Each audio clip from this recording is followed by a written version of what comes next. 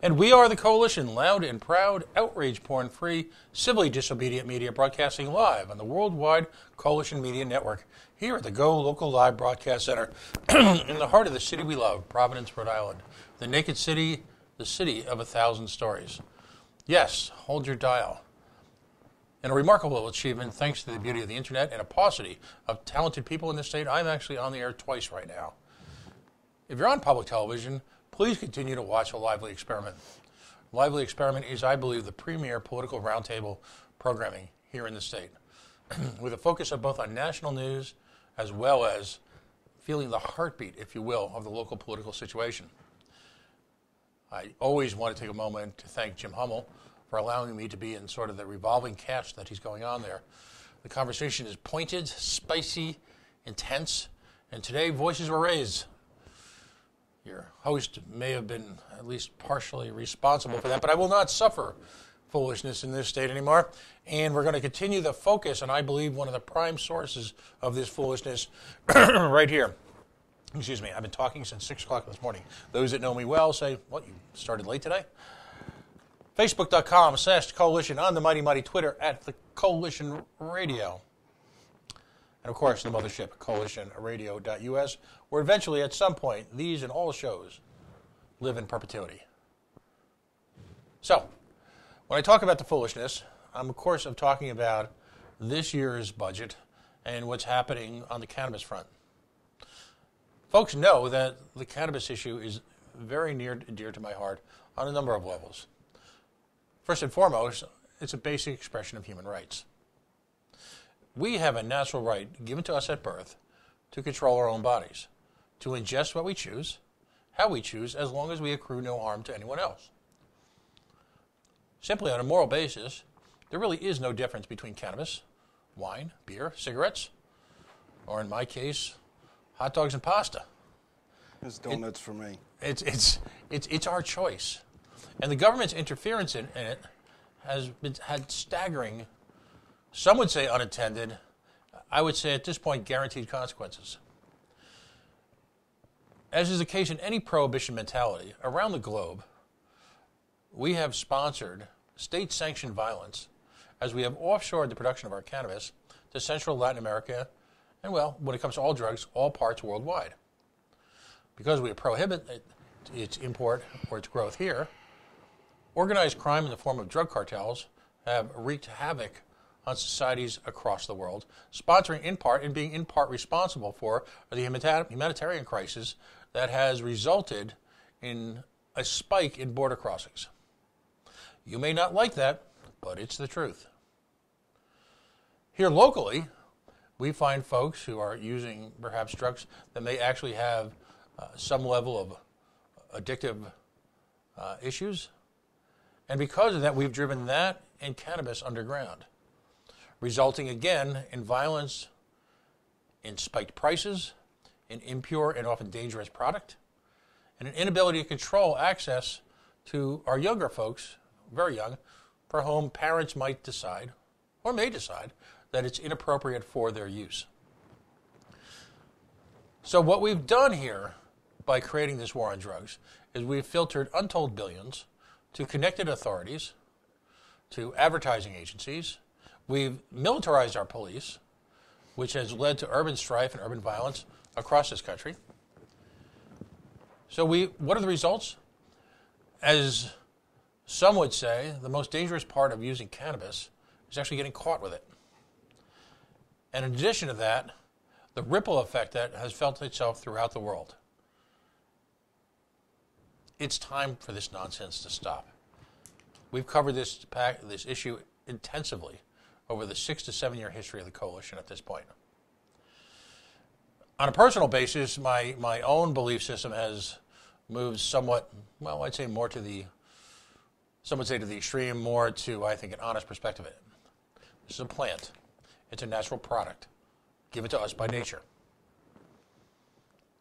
It should be treated as such, which means it need not be taxed. Natural forces in a competitive free market, as is the case in any free market, whether it be spinach, whether it be potatoes, whether it be steak, will do a far better job of policing its production and maintaining its purity and upholding the promise of not being adulterated by organized crime. That's what needs to happen now. Drugs need to be legalized. If society wants to react to the potential for abuse on harder drugs, then they should have the right to do so. But clearly the prohibition model works at no level whatsoever anywhere in the world. And we're on our third or fourth prohibition. It didn't work with cigarettes. It didn't work with booze. Folks are human. We have vices and foibles. We should be able to enjoy them without Leo, Big Brother, or whoever staring over our shoulder and creating havoc in our communities as a result. That's my opinion anyway, and it's something I'm going to be working very aggressively towards up at Halitosis Hall, i.e. the State House, all credit to Rudy Cheeks, throughout this year. There is a mass movement towards regulation. And when I say regulation, I'm talking about down to the content level, down to its distribution, down to its pricing at every single level here in Rhode Island. And one only look out to California to see what an abject failure that has been. And California laws are not even nearly as onerous as what's going to be discussed tonight, as is coming out of our governor's office. So instead of having the intended effect of creating a free market opportunity for people to engage in commerce on a legal natural product, instead of creating an opportunity for people to source that product off the streets in a safe, pure form, in order to, and also to eliminate the notion of organized crime controlling its distribution, using violence and money to control its said distribution, it's had none of those effects. In fact, if anything, the situation is worse. So it is with great pleasure that I introduce to you a friend of mine, someone that I've gotten to know in a variety of different political causes over the last few years. He has become engaged. He is now the communications director and on the board of RI Normal. I'm going to give him the opportunity to talk to you about Normal as an organization, the value that it brings to the argument at large, its intriguing history, and its growing presence, if you will, since its reboot here in Rhode Island. Patrick Hermashidis, welcome to the Coalition. Thanks, Pat. Thanks for having me here. All right, good to see you, buddy. So first of all, talk to us about Normal. Give us a little bit of background on that. For those of you that are not familiar with Normal, it's the National Organization to Reform Marijuana Laws. And it's been in business since, I believe, 1973, formed first in California. And that's a lot of years to be putting all this together. It's 80 years worth of prohibition that we're looking at right now. And to look at it from the perspective of a patient or even a person that wants to use it recreationally, it's the drug was mostly within the top 100 medicines before it was outlawed in 1937. So, I mean, you could see any shop had cannabis that was medicine. Some of them also use cocaine, so I can't really say, the benefits or negatives about that.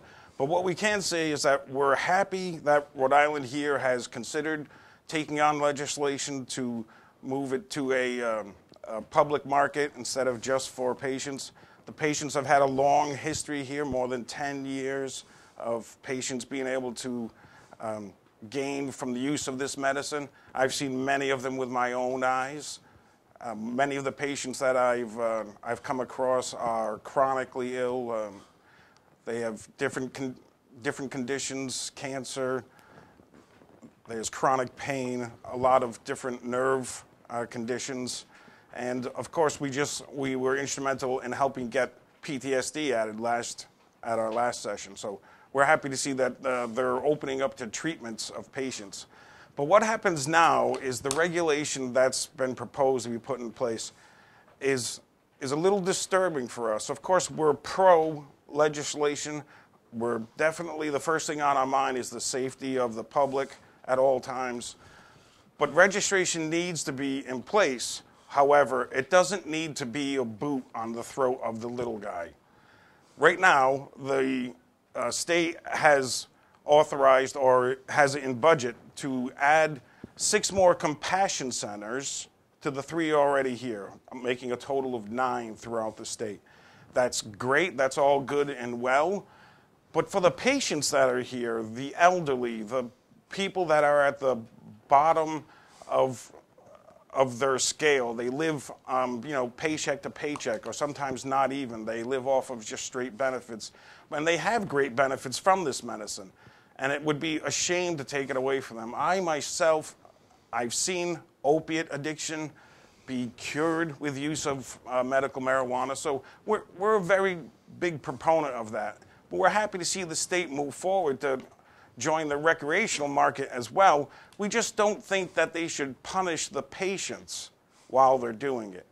Right now, the state has proposed to take away grow rights for patients, pretty much guaranteeing to force them to go to the compassion centers. Now, you might think that's not such a bad idea. There'll be 9. Maybe the prices will be cheaper because there'll be competition.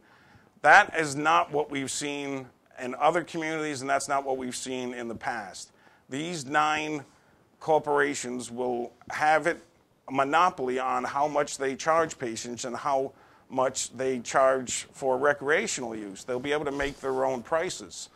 And majority of the patients that have been here for the last 10 years, almost, I think it's 15,000 or more by now, those people live on a budget, and they can't afford to go to the compassion center and pay high prices.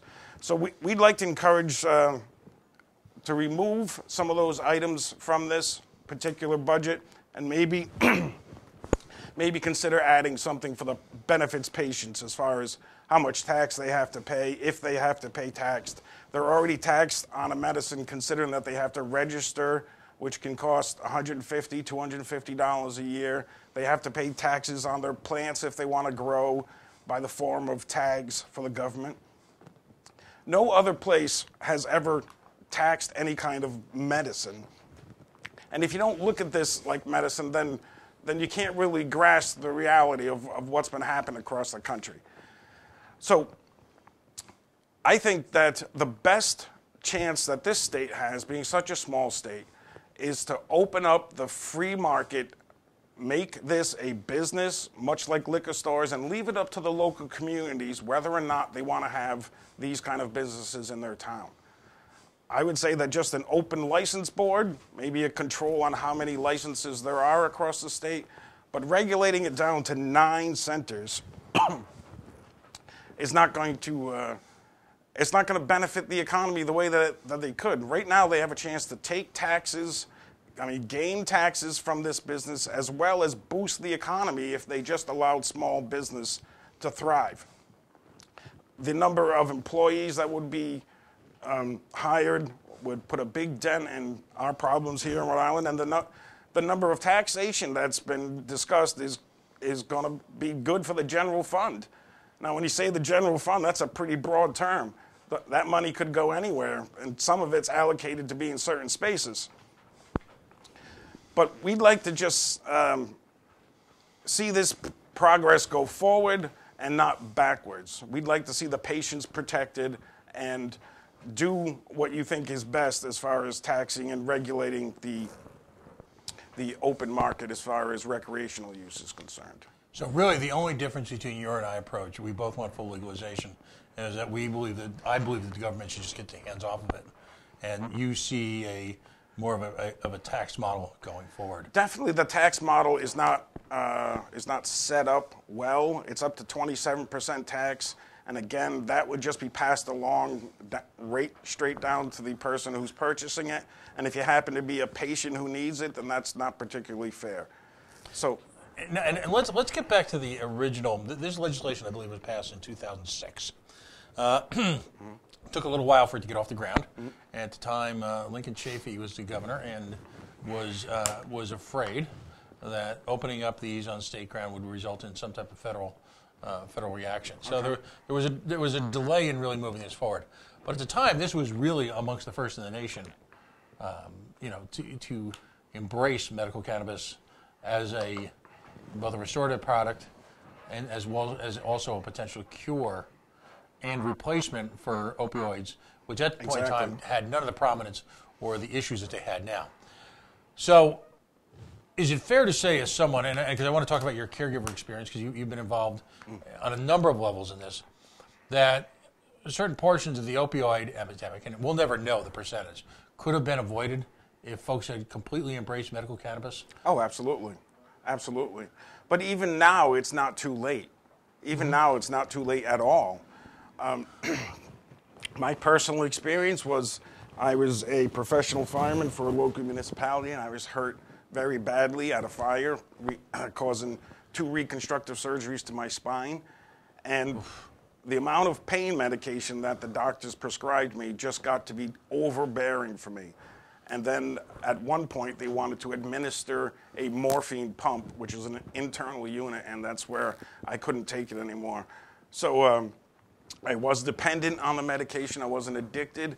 I was able to wean myself off of that by using medicinal cannabis, and that's why, excuse me, that's why I've become one of its biggest advocates here in the state, because I've seen it with my own eyes.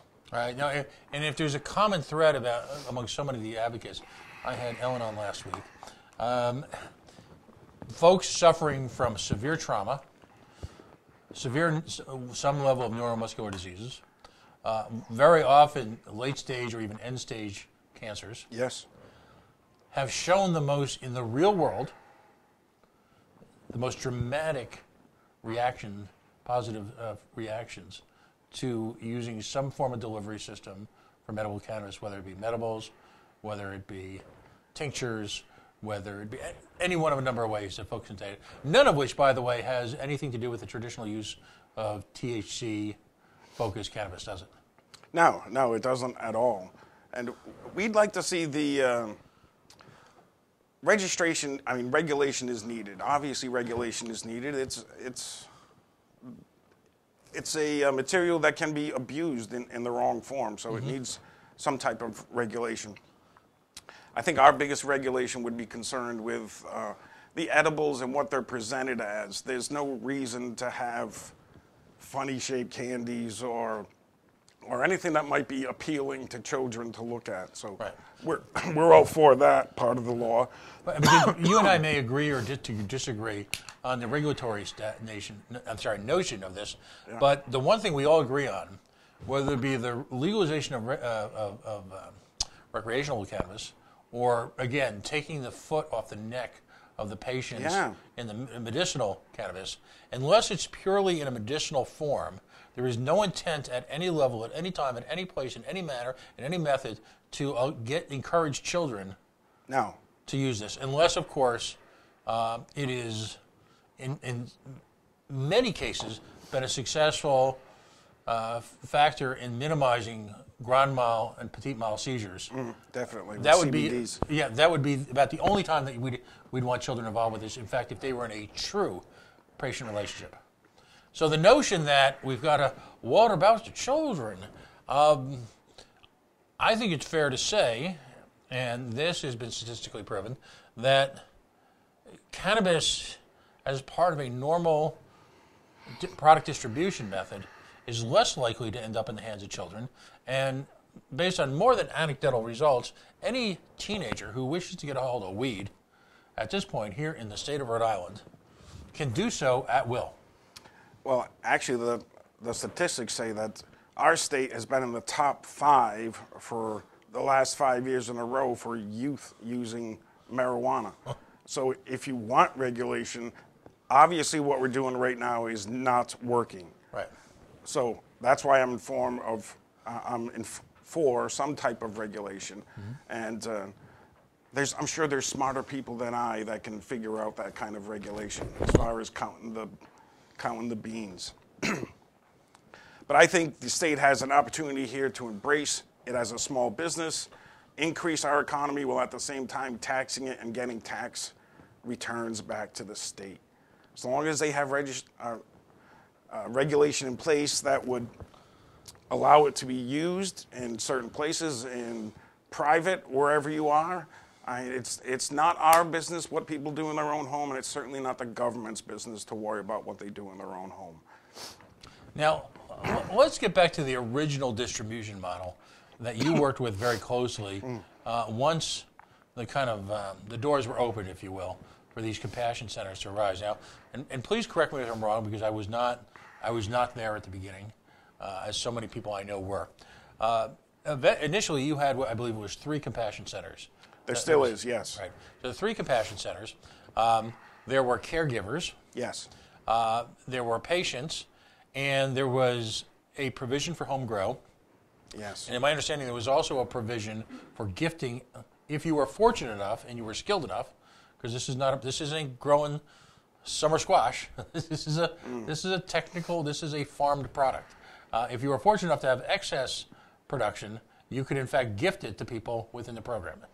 Not only that, but at the beginning of the program, if you were a caregiver for a certain amount of patients and you had excess medication, you were allowed to sell that to the Compassion Center so that they could in turn return it to other patients. Right. Now that's kind of an important model because every person is different and every plant genetics is different. So for you, medically speaking, you have to find the right one that works for you. And even recreationally, because there's a lot of different things that can happen as far as euphorically, and some people might not react to some medicines as much as they would other cannabis. So I look at it much like wine today. There's a lot of different wines. Find the one that you like that works for you. Settle down. A lot of different tobaccos when you get into either pipe or particularly cigar smoking. Yep. There's a lot of different olives. To me, there is no difference from coming home and having a glass of wine to settle down than there is coming home and using some cannabis. Right. There just is none. And the notion that this fake morality would exist, artificially produced to surround it, so that individuals in a controlled market or in a governmental market can control it and control the profits from it, to me is disgusting. Because again, the word that seems to be missing most from the language, right, in this whole discussion is the dreaded P word, patience. Yep. All right. This program was envisioned, and feel free to correct me, but this program was envisioned was a safe, legal way for people who are amongst, as I like to say, our bravest, toughest, and who sometimes frailest population to get off the street corners. Yeah. Where, we might not have had fentanyl in 2006, but we've had all sorts of other ways that products have been bastardized over the last 10 to 15 years. All right. To take that out of the equation, so to make sure that people were safe and could get the type of comfort they so richly deserve. And it was never intended to be a profit center for a state bureaucracy. No, certainly not. It was originally formed just for the patients and for the patients only. So when I actually, it's tough for some people to separate the two. When I speak at the State House, sometimes I get responses about, they would ask me a recreational question when I was speaking solely about medicinal use. Right. And to me, that just means that their minds are confused between the two, and they really wrap them up into one, which is not the same. So patients' rights shouldn't be messed with at all as far as I'm concerned. And like I said, the state has a real chance here to embrace a decent economy. Now, the biggest worry right now for the state, I know, is the black market. Is the black market. So far, from what I've seen, the policies of the state has done nothing but encourage the black market. Absolutely. Once they stopped allowing caregivers to sell their excess back to the compassion centers to justify the amount of cost it costs for them to grow, where do you think all that stuff went? I mean, if they had excess, I'd hate to say that they didn't burn it in their backyard. I tried to get as many people as I could to donate it to other patients that didn't have it. So they took away that right, and that just increased the black market. Now that they want to put 9 centers in without regulating the price in any way, it's going to be trouble, and it'll always be cheaper on the street. So until they figure out how to make it even, I think my model would make it evenly placed out in small recreational stores. Of course, they'd have to have security, and they'd have to meet whatever regulations are in place by the town. That would work well, but right now I really feel that 9 centers, well, let's put it to you this way. The centers right now, the last 3, have no compassion. When they have a plethora of medicine. They put it on sale at a really whoppingly low price of maybe $150 an ounce. Now, okay, so let's stick with that. $150 an ounce. Now, That's using Rhode Island math, that is a lot of money per pound. You can buy a lot of Kobe steak. no. I'm sorry. You're kind of misunderstanding. Mm-hmm. The 150 is on the lowest end. The lowest end. So the patient, say the patient's on a monthly stipend or whatever, they can't afford $300 a month for medication. Exactly. So something has to be done for them to allow them to have the medicine they need at a price they can afford. Well, and isn't the ability to self-grow part of that? Absolutely. Absolutely. When you take away that right, then people are forced to spend money. Right. And also, there's a psychological aspect to this. For those people like Ellen who are able to grow, mm-hmm. I believe intuitively, I'm not in this position yet. No one in my immediate family is in a position where they need to become part of the program. Mm-hmm. I'm blessed. But I know that someday they will. So I'll be damned if they're going to screw it for the people who in the future are going to need this program. That's why this conversation tonight and what happens up in Smith Hill is so important. Right. But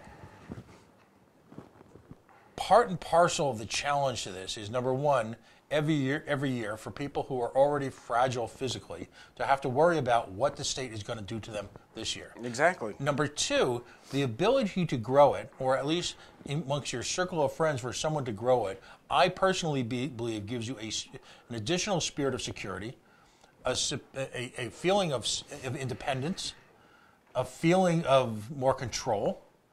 You know, we talk extensively as a society what it takes to get better from being really, really, really sick. For a lot of the patients, it's actually very therapeutic to have a garden. Right. It gives them something to look forward to, something to get up and do every day. Right. No, and so it's no simple measure, and it's certainly no enhancement to their life. It's no enhancement to their economics, all right, to take away this one liberty that they've got to grow their own.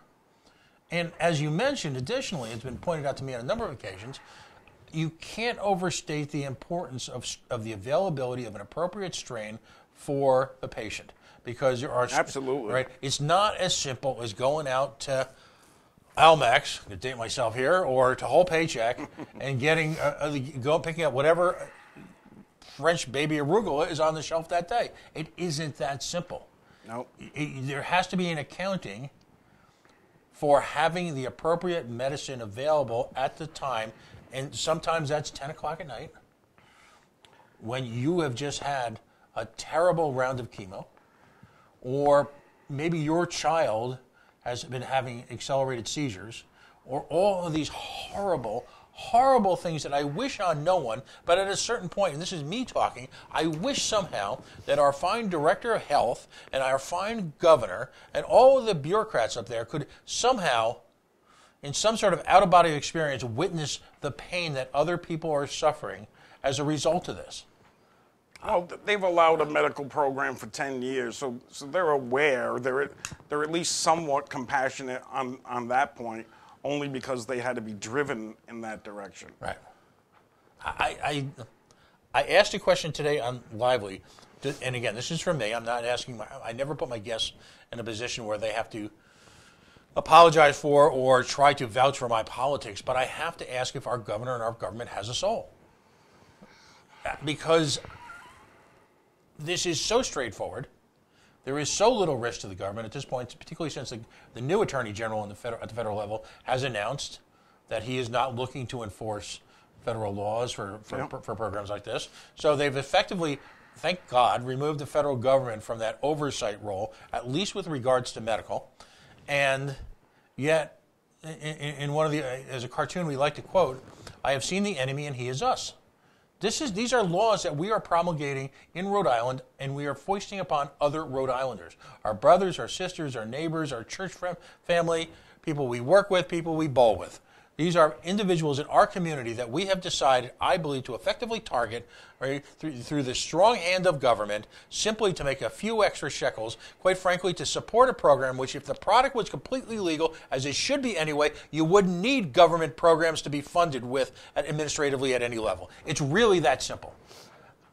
It's outrageous to me that in the year 2019, that somehow we have descended to a level where people will intentionally subject our fellow citizens to pain or potential addiction while surrounding ourselves with a halo of the rhetoric of supposedly being against opioid addiction, which is effectively what you're doing to a certain class of citizen by forcing them to step away from a clean, natural product which has got a demonstrated use for them individually and force them to subsidize, government-controlled, non-taxed opioids.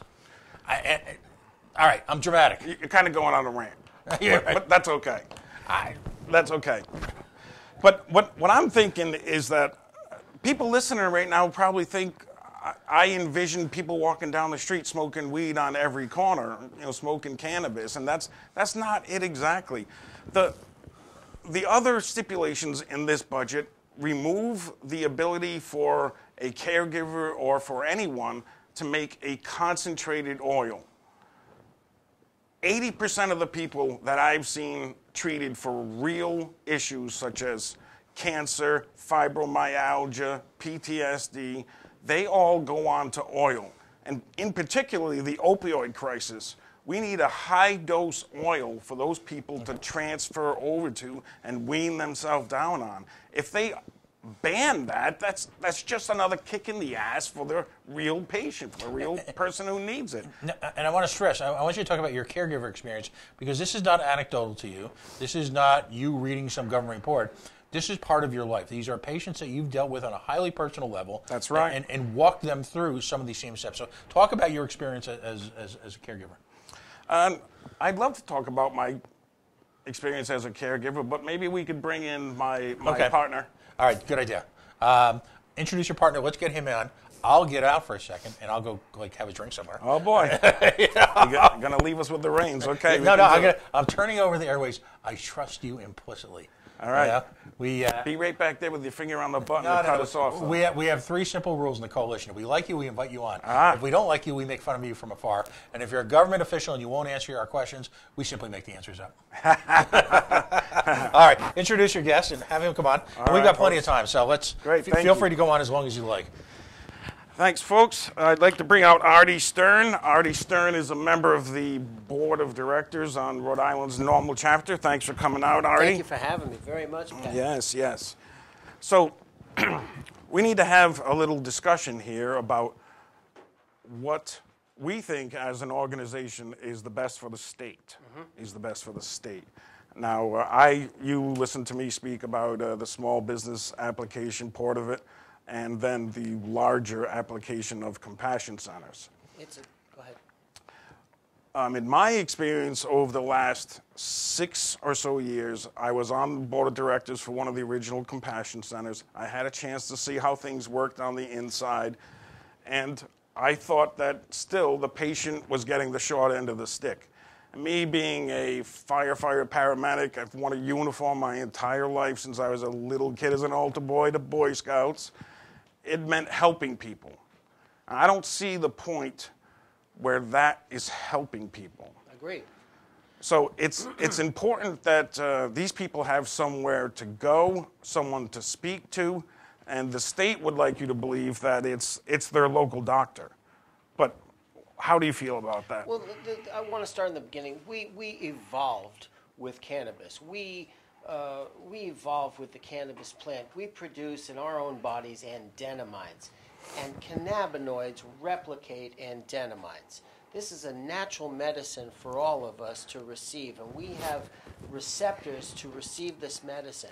Yeah, I bet a lot of the people listening right now don't know that the human body has a cannabinoid receptor system in it. Endocannabinoid receptor system called the andenomide system. And we are natural receptors to this cannabis plant. And to have the government or any body restrict us from receiving our natural medicine that we evolved with is outrageous. We are Normal, and Normal is the National Organization for the Reform of Marijuana Law since 1970, and we represent cannabis consumers nationwide, whether or not they're registered patients. I want to say this, that this is, we over the years, since 1969, when THC was first discovered in Israel by an Israeli named Raphael Mahulam, THC and the various cannabinoids that come down the line, CBD, CBN, CBC, are natural medicines for our bodies. They fight. And surprisingly enough, it works. And it works. It works. Natural. It helps people off of alcohol. It helps people off of tobacco. Opiates. And it helps people off of opiates. It is the gateway drug to health. And that's I'd have to agree, because with my experience as far as being a caregiver for many years, I got to see a lot of different patients. Of course, I couldn't help every patient, but I tried to form a little organization that would have other caregivers, so that if I couldn't help this patient, maybe somebody else could. Maybe they were growing a particular medicine that I wasn't at the time, and it was more beneficial for the patient to go to them. I've seen, so at the beginning, if someone had come up to me and said that cannabis is going to make a difference in the fight for cancer, I would have laughed in their face. How long ago? 6, 7 years ago, I would have laughed in their face. And since then, I've literally seen stage 1 lymphoma disappear from using RSO, Rick Simpson oil, which is the concentrate of cannabis oil. This state wants to regulate that here so that it can't be produced, when that is the most important medication. RSO comes from a gentleman, as we know, Rick Simpson. Rick Simpson. A Canadian that was run out of Canada because he helped patients. Over 5,000 cancer patients so far. Rick Simpson. He's one of our Canna heroes. Yep. Well, I wouldn't sit here and try to blow any smoke in front of the camera and hide things. We've had losses, unfortunately. Sometimes it gets to the point where a patient has tried everything else and we're their last hope. That's not always the most beneficial. And sometimes it's at very late stages. And even at the latest stages, it can alleviate pain. Absolutely. I personally know one patient that was sitting in the saloon saying goodbye to a favorite patron, to a favorite bartender. Yes. 4 days before he died. And he was in great spirits only 4 days before he died. How come, Artie? How come was he in great spirits? Because he was on Rick Simpson oil. That's He right. was taking Rick Simpson oil at the time. That's right. It increases the amount of energy that he feels. It increases his appetite so that he doesn't feel so well. It suppresses nausea that can be side effects from cancer treatments. And it stimulates appetite. And also, as we all know, it made him feel a little bit better. He feel comfortable within his own body. Right. It gave him alleviation to his pain. Gave him the. It gave him the ability to have a better quality of life in the end. It allowed him to forget about his pain and let his pain be by itself while he wasn't concentrating on it anymore. Absolutely. And that's the same way I feel about it. As you know, I was on a lot of pain medication, and now I'm completely opioid-free, I'm happy to say, is that I wouldn't think of it as much as a pain blocker, such as Tylenol thins your blood, ibuprofen is an anti-inflammatory. But I would say that it relieves pain in the same way that it relieves stress and muscle tension. So if you're not concentrating on your pain, you really don't feel it. You're distracted. It Right. distracts you from that pain. So that's how it works for pain patients. Of course, it has to be a different plant. You find the right plant. What's your dosage? All of these things have to be worked out. If you go to a compassion center and ask for that kind of help, you're not going to find it. You might, but it's not likely. It's probably not likely. Yeah, you're right. There could be, hopefully after they're listening to this show, there could be a patient follow-up, like a nurse practitioner or something, that could follow along the patient and guide them to which therapeutic level they need to be at. I'd like to see that. We want to support and encourage our viewers to check out our own website, which is normlri.com, normalrhodeisland.com. And we're affiliated with 13folds.com. And we... 13 Folds Quality Magazine comes out every quarter. We do a four times a year. 4 times a year, and do an event to coincide with the publication. It's an anti-prohibition publication. It's satirical, it's informative, it's educational, it's a lot of fun, and we are serious about what we do. Absolutely, absolutely.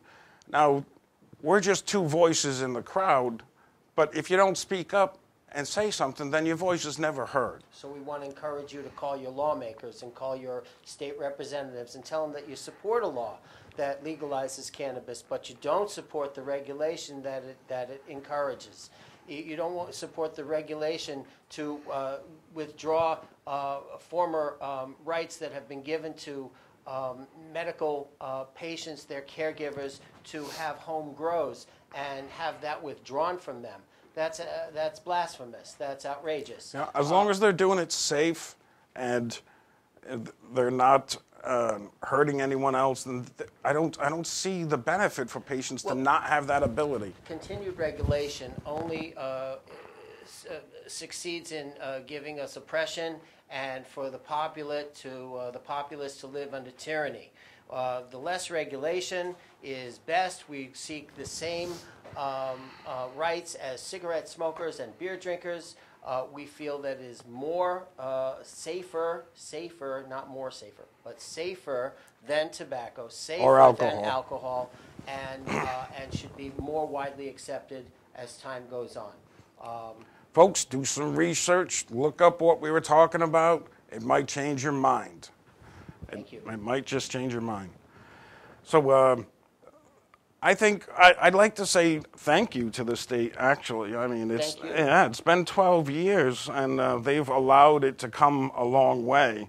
It'd be a shame for them to stop it just because of financial worries of a few instead of the better benefits to the greater good.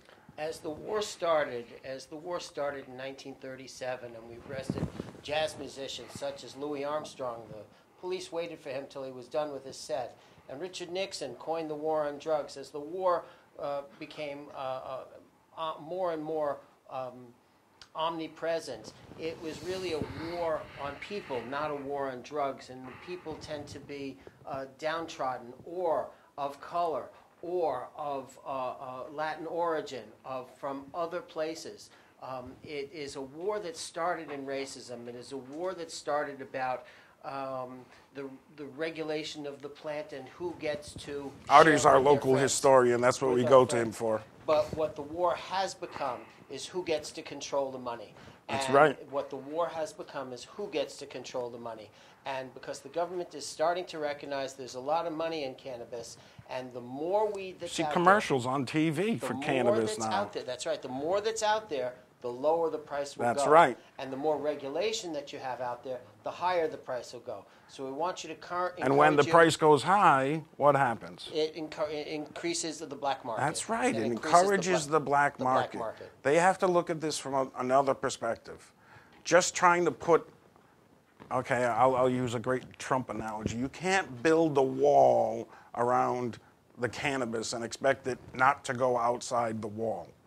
And you have to encourage everyone to be a part of the same organization so that it's regulated the same way any other type of medicine or even food. Right. Vegetables. Anything. It should be regulated. Tomatoes on the side of the road said, "Leave us your donation. This is $1 a pound for tomatoes." I would think cigarettes are a good kind of example as far as what regulation can do. Sure. And I would be more than open to having something similar to that. I think that the ATF should become the CATF, the Cannabis, Alcohol, Tobacco, and Firearms, and do the same regulation that tobacco and alcohol and firearms fall under the cannabis regulation. And that puts it in the same light as... Well, if we're going to go that far, then we might as well say how we feel about I don't know, getting rid of the IRS and maybe the Federal Reserve at the same time. But let's not get off the topic. We don't want to go that far. No. Okay. So we've had a good discussion here. Pat, is there anything else you'd like to bring back? Thank you very much for having All right. me. Thank you, Artie. I really appreciate it. All right. I'll have you back in a second, but I want to talk about, you folks have an event coming up. Yes, we do. And I'm going to need Artie's help with that. So, Artie, don't go far. Yeah, Artie, actually, come on in. Stay over here off camera. We'll kind of all talk a little bit. We'll do the best we can here. We've both got a face for radio anyway, so. All right, there you go. So, big event coming up here in the state. And by the way, congratulations for what I see as the renaissance, if you will, of normal. Thank you. We're all of a certain age. I grew up when normal first emerged.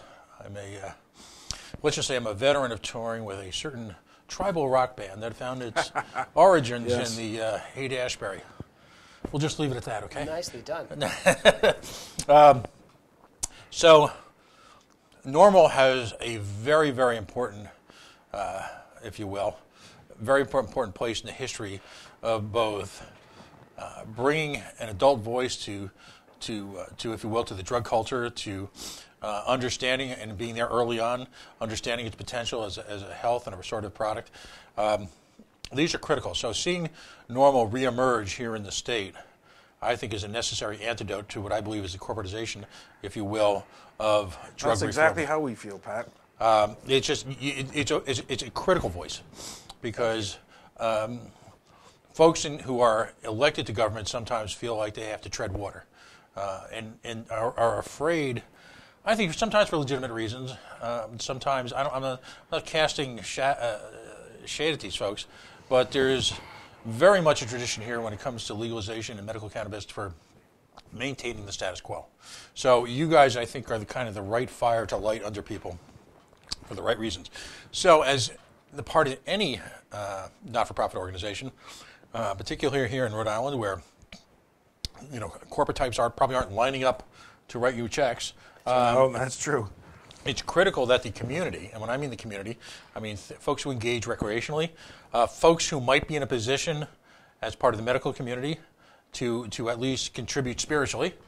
It's important that people get behind this effort, and they need to get behind it now, because the decisions that are made here in Smith Hill and Rhode Island government are going to have ramifications for generations to come. Yes. It's rather difficult to, stuff everything back into the box. Once legislation has been passed, I think we've all seen how difficult it is to get another shot at it for a long time. Particularly if forces can come in and continue to profit from it excessively. All I'll say is, from my perspective, the compassion centers, the fact that they're in a position to lawyer up and they're in a position to hire advocates and people to work the State House for, tells you to a certain degree how far we've kind of strayed from the original mission. Yes, unfortunately. Money's power. Right. So there were a lot of us who believed early on that the legalization, if you will, of medical cannabis would be an important gateway towards the legalization of recreational drugs. Agreed. What we've seen, though, as a result, and these are my words, not yours, is that the powers that be that profit handsomely from medical cannabis are not in the mood to invite other players on the field. That's correct. And this is, as a libertarian, why we've come to believe that my words is incrementalism is the devil, because we're led to believe, just because we're fair people, and the people that I have to tell you, the people that I've met in the cannabis movement are just they're civic minded, they're engaged, they're smart, they come from every background imaginable. Very, very bright people who have tried to find a way to swim these waters for years now. And we've all come to the realization that half measures allow entrenched interests to dig in. Mm-hmm. I'll use an analogy from outside of cannabis. Today, an organization that has got the exclusive on state gambling announced that they were buying 3 casinos in Colorado. Where did they make that money? Off of us. And I don't blame them. God bless them and their successes, I guess.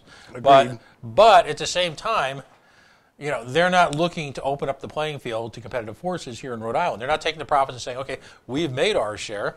Let's find a way to make gambling, if you will, accessible to all. Now, money's addictive as well. Right. So in the case of cannabis, for it to be successful, it has to be financially at a point where it makes sense to stick or actually cling to and grow attached to a legal distribution channel. The market speaks here brutally, unlike really no other consumer product that we've got right now. There is no underground channel for demon alcohol, is there? I mean, no. You're not going out there and buying a fifth of scotch off of some guy up on Atwell's. You're not. But cannabis is just as a commodity as grapefruits. Right. It's a commodity. Exactly, and it needs to be treated like a commodity. And if it got to a point where the distribution, if you limited the potency of a standard bottle of scotch, you limited who could sell it and who could distribute it, you limited who was allowed to produce said bottle of scotch, and you limited, really every single aspect of it, then raised the taxes on scotch onerously, there is a point where a alternative market would be created. Certainly because of consumer demand. And an uprising. Yeah. And an uprising from being regulated on lushy scotches. Right. And then you see the reaction of government. We all remember what happened with the Indians when they rose up and all of a sudden the when the Staties raided the Narragansetts for their distribution of smokes. We all understand what happens when the government, and a lot of us won't ever forget, I think it was Randy Nokia's wife who did that uppercut. Whew. Wow.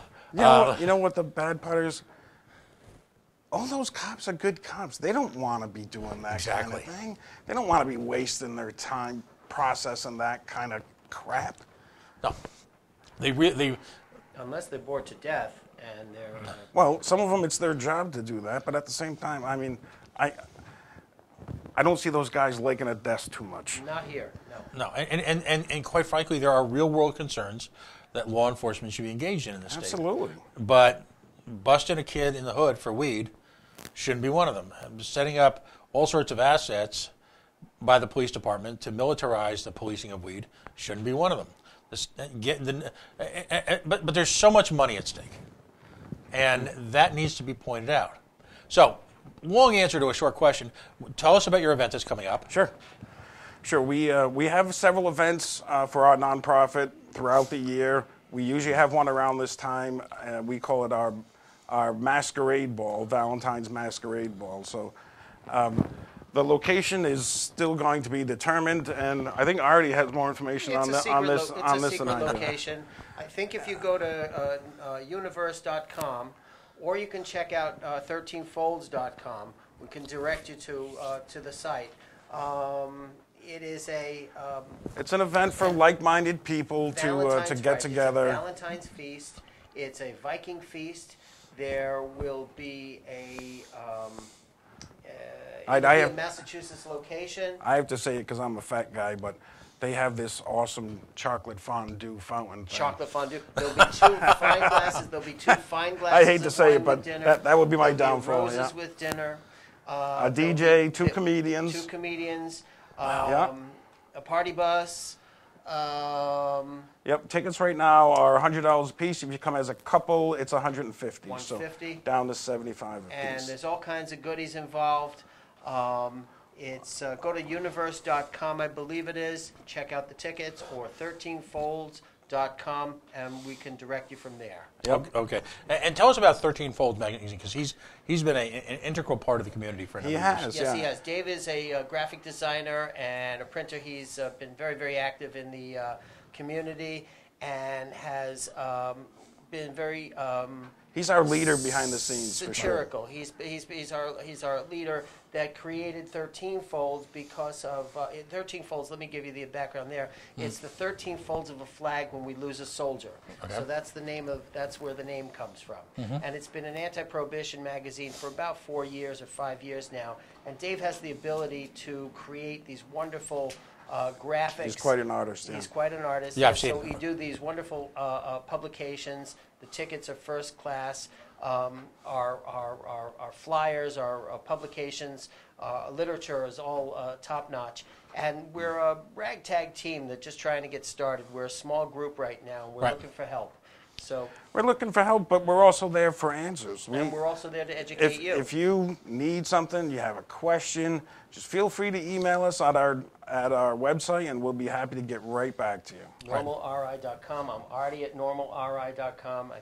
I'm Pat. Pat at NormalRI.com. Pat at NormalRI.com. Right, and that's a critical part because there's so much urban legend out there. Yep. So many conflicts of interest out there. What I believe that you guys offer is sort of that honest third party, that person that you can reach out to and get a wealth of institutional experience and information, and avoid a lot of the traps, the expenses, what not to do. Right. I mean, it's something. I mean, I think everyone thinks of themselves as a gardener and would love to do their own personal grows. You know, depending on what happens with the legislation this year, I've got to believe that that's going to. I'd have to say that Rhode Island would be the first and only state to go from medical marijuana to recreational and restrict their patients allowed to grow. We'd be the only one. Right. And be the most restrictive law on legalization in the country. And I appreciate Rhode Island's been the first on many things. We were the first on religious freedom. We were the first in the Industrial Revolution. Let's take advantage of the situation in front of us like our forefathers have always done, and to make this state better while using a product that can help a lot of people. Right, and let's be frank. The notion that you have to have this event in Massachusetts speaks volumes. Volumes. You know, here we are, the birthplace of liberty. That's right. You know, it's interesting because I'm active nationally with the Libertarian Party, and one of the first things I like to say is we're from Rhode Island, which is the birthplace of liberty. It's the Gaspee. It's Roger Williams. Yep.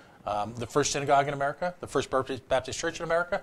You know, really, the birthplace of all things good. To regress that dramatically in the process of a generation or two. I feel the same way when I look at our history.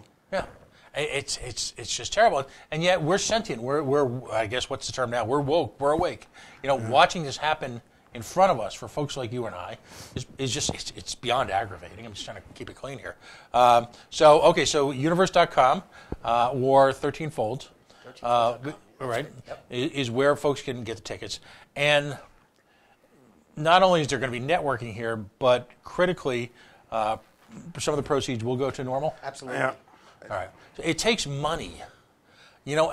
And we'll have a Normal booth set up there for signing up. All of the proceeds are going to go to Normal as far as us, and we have bills to pay nationally.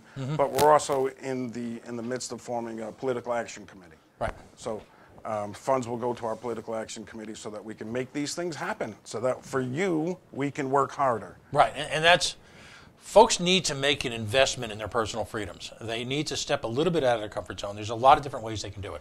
Certainly if they're in a position to spread, as the late, great Vincent A. Buddy Sancy would have said, a little bit of the scuttle, because it costs money to do this. Yeah. You folks are opposing well-funded vested interests, both from law enforcement. You're going right in the face, and I'm not a conspiracy theorist, but I'm just really trying to be frank here. You're flying in the face of Big Pharma. Law enforcement community here in the state is no friends of the program. You've got town councils everywhere trying. We do segments here on the show called "Town Council's Gone Crazy," and God bless the American Civil Liberties Union and Stephen Brown and his efforts in going after these town councils and saying, by the way, you know, there is overriding federal and state law here that you have to comply with. You can't make up your rules as you go along. That's right. But you folks and the folks at RIPAC right now are, you know, you've got financial challenges if you want to be successful on defending people's rights. So, you know, if you're not in a position where you can donate, and we understand a lot of people, these are challenging times, but there's also going to be opportunities to volunteer, correct? Yep, that's what we're doing here right now. Right. So you got to move beyond your comfort zone. You have to represent. I like to put it as, you got to come out of the cannabis closet. You just got to come out of the closet, embrace it. No one's going to look at you sideways anymore. It's just. Listen, I want you to contact your. Don't be afraid of the public. watch over your shoulder for the cops. You know, and because even they if still have some. even if you don't partake, to use the lingo, even if you don't partake, I haven't smoked weed in 30 years, but damn it, I'll defend to my death the rights for you to use it, and the rights of other folks to use it responsibly. And that's the critical point. To the degree with which we certainly, because we have no direct personal interest in an issue, to the degree with which we turn our backs as a community on that issue, we sacrifice those issues which we hold near and dear. Because it takes when I look at the success of the folks in Northwest Rhode Island in fighting Invenergy and the Burrillville plant up there, it's largely based on ability of people who might not be directly impacted. It isn't directly in their backyard, but who feel strongly, gotten together, they've been successful. The people who defeated the stadium against overwhelming odds were not people who normally got into bed together. But you know what? They put aside their ego. They might not be directly challenged with it, but they recognize it as an exigent threat to the standard of living and what we believe here in Rhode Island. It's just as important that folks get involved in normal.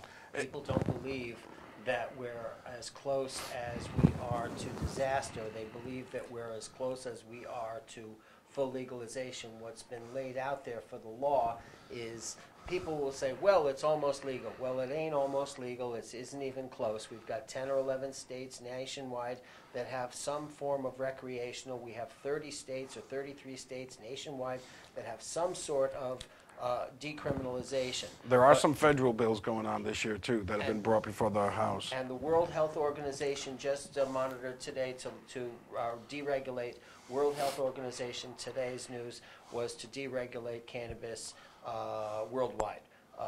So we're moving in the right direction, but we need people. We need people to contact their legislators. We need people to get on the horn and contact them and write to us, write to them, and let them know how you really feel and what's right for you. If you don't know who you, not to interrupt, if you don't know who your representative, there is a spot on our site where you can click and find out who your local representative is, and that is just a direct line to the Department of State here, the state's information pages, so you can find that out right away. When we have these events, we try to get as many people to come on board as a member as possible. So we have memberships. Our lowest one is $10, and that basically just gets you a card. But with 20 or higher, you get access to our information. You get a copy of 13 Folds. You get a T-shirt. You get a T-shirt. You get special.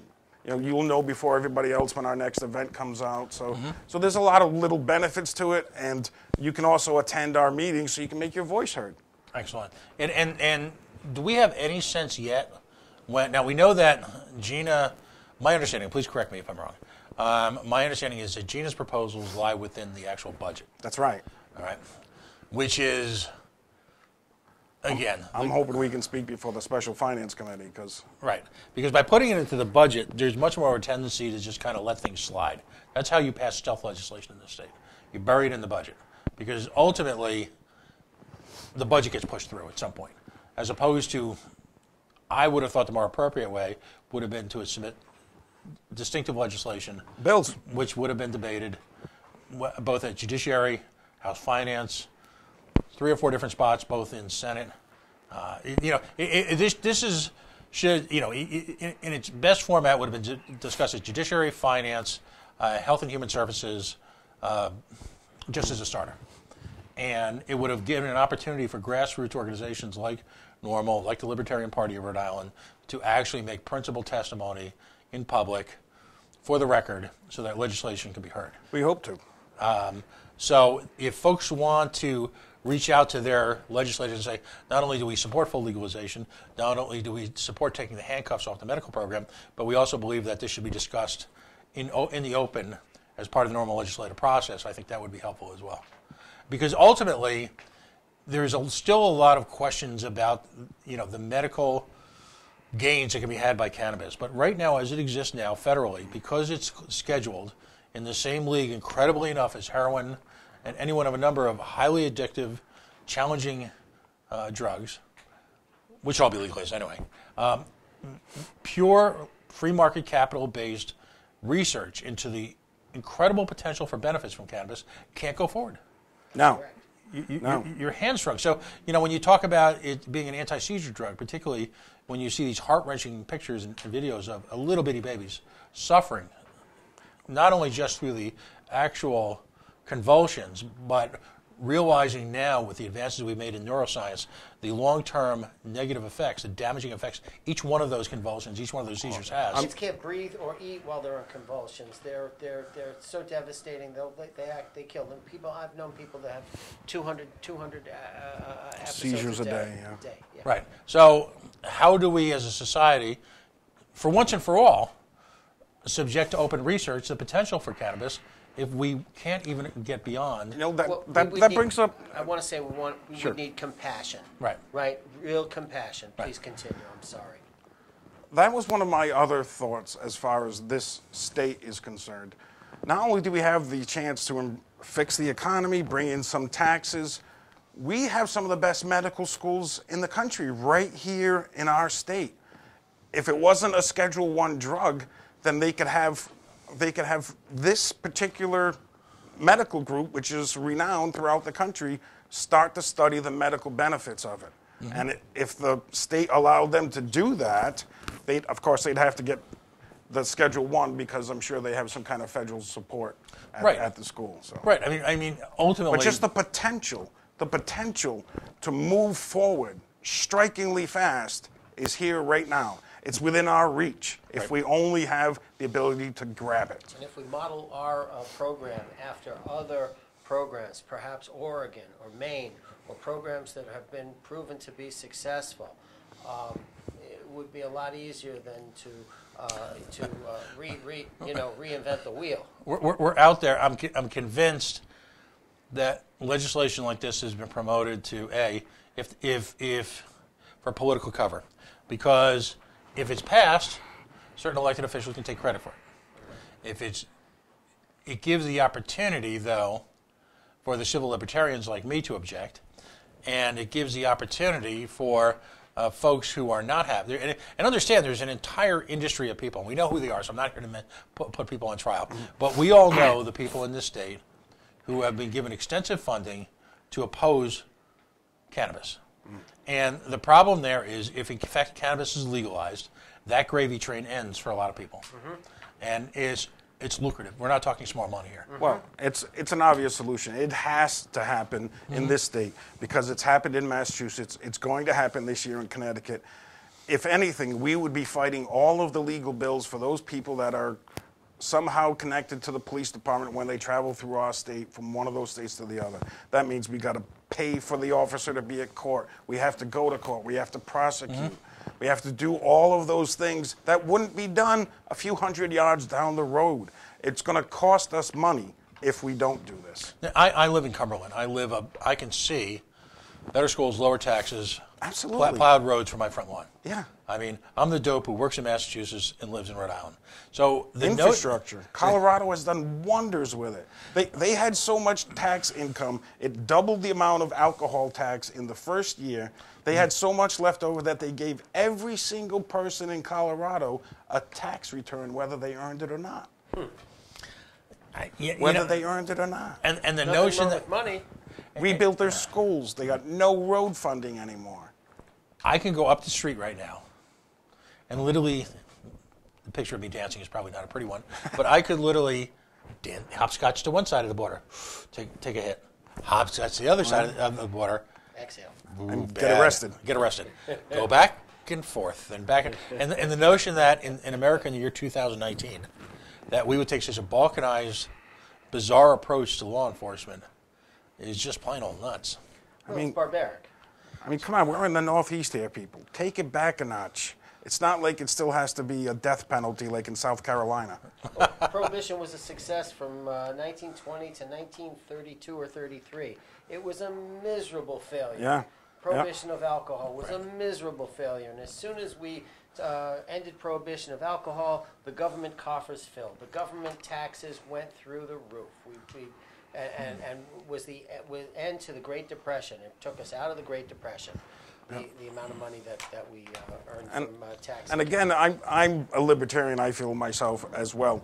But at the same time, regulation gives us the rules to work in. So that's what we need regulation for. What we don't need, like I said before, we don't need the boot of the government on our neck to over-regulate it. There's too many rules and regulations right now. They have to figure it out. There's a lot of different things in the law that could be sharpened up, moved from one direction to the other. And there's a lot of ambiguity in the law right now. Right. So it's tough to enforce, and it's tough to know what to do. They change the laws every year, but they don't notify the patients that they've been changed. Right. No. You only have to pay attention, and if you don't look for yourself and they change the rules, then you can't play. Now, literally, the patients live under two clouds. The first cloud is the illness that challenges them on an everyday basis. Right. And nowadays, these same people who really need all their strength to fight that challenge live under a cloud imposed on them by the government that they support, that they elect, they support, who have chosen to every year go after this program as if it's I can't even possibly imagine what's in their thought process. Final couple of questions, because I know you've been here a while. Sure. And I really am grateful that you guys came in tonight. Thanks for having us. Well, we're gonna take this video, cut it up, and we're gonna get it out there because we need to lay the groundwork now. You know, when they announce the hearings on this, if the groundwork hasn't been placed, it's too late. I agree. Yeah, which means, you know, I have a feeling we're going to be bumping into each other up in Mordor up there together. You know, we'll be up there with the guys in the yellow shirts on 2A. And well, I've got more time than money, so you'll be seeing me up there. I've got more time than common sense, so you'll be seeing me up there. I'm out of the cannabis closet. I'll fly the cannabis flag. I don't think there's any stigma whatsoever, and if you have a stigma, it's only because you haven't been educated. Well, and this is a critical point for me.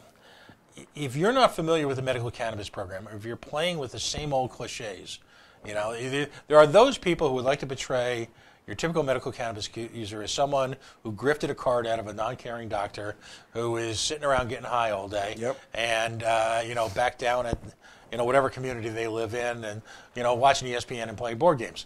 Almost all the patients I know are over 40. Many of them are a lot older than that. I don't deal with kids. I don't see kids using medical marijuana. That never happens around where the institutions are in place to keep that from happening. Right. And so here's the problem. Unfortunately, when people become aware of it, it's because of the tragedy either to themselves or in their own family. When all of a sudden it's the aunt, your favorite aunt, who's got cancer, and is using this for any one of a number of reasons, pain control, first and foremost. Cancer cells from metastasizing. Exactly. That's how you find about it. Or maybe it's a coworker. Good one. All right. Maybe it's someone you go to church with that all of a sudden you're having a collection at church so that they can go out and spend idiotic amounts of money for what should be a legal plan. Yep. That's when you become aware of it and you realize the severity of the illness and the benefit to the patient. Again, there's that word again, patient. When it's tragic that it takes some level of personal tragedy for so many people to become familiar with the program. And anecdotally, I've spoken to more than one person in the community, the caregiver community, the support community, who all of a sudden is getting a call from someone who very sheepishly had been on the other side of the aisle last year. And when I say aisle, I mean that aisle, literally, now is saying, hey, listen, can you help me out? And I wish that on no one. No one should have, when you have an organization like Normal, and when you have RIPAC out there, and when you have libertarians, and when you have a patient community, you have folks like Ellen out there preaching.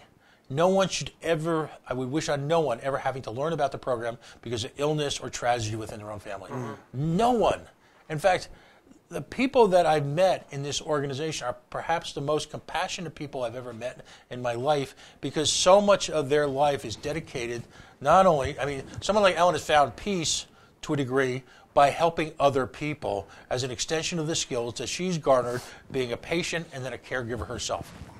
To accord people that level of peace, to get that involvement in other people's lives, at the same time transfer that peace to these other people at some level is a gift from God. We seek to stifle that in this state, and that's why I go on rants. That's why I get outraged. It's about who gets to control the money. Right. It's all about the money. It's not about patient care in the government's eyes. It's not about compassion. That's what we're about. We're about compassion. We're about education.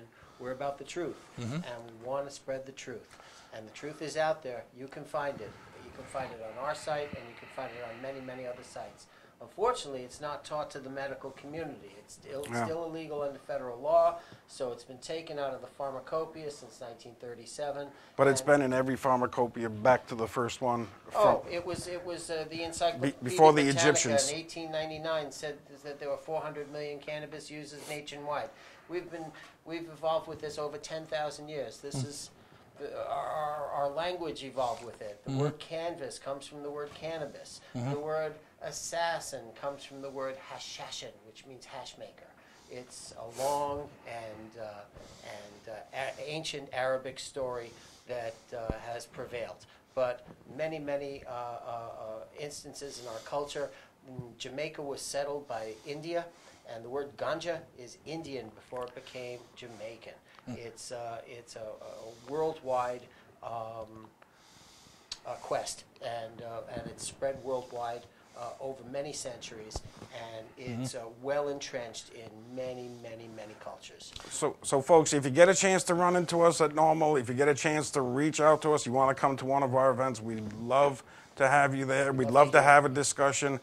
Please leave your pitchforks and torches at the door.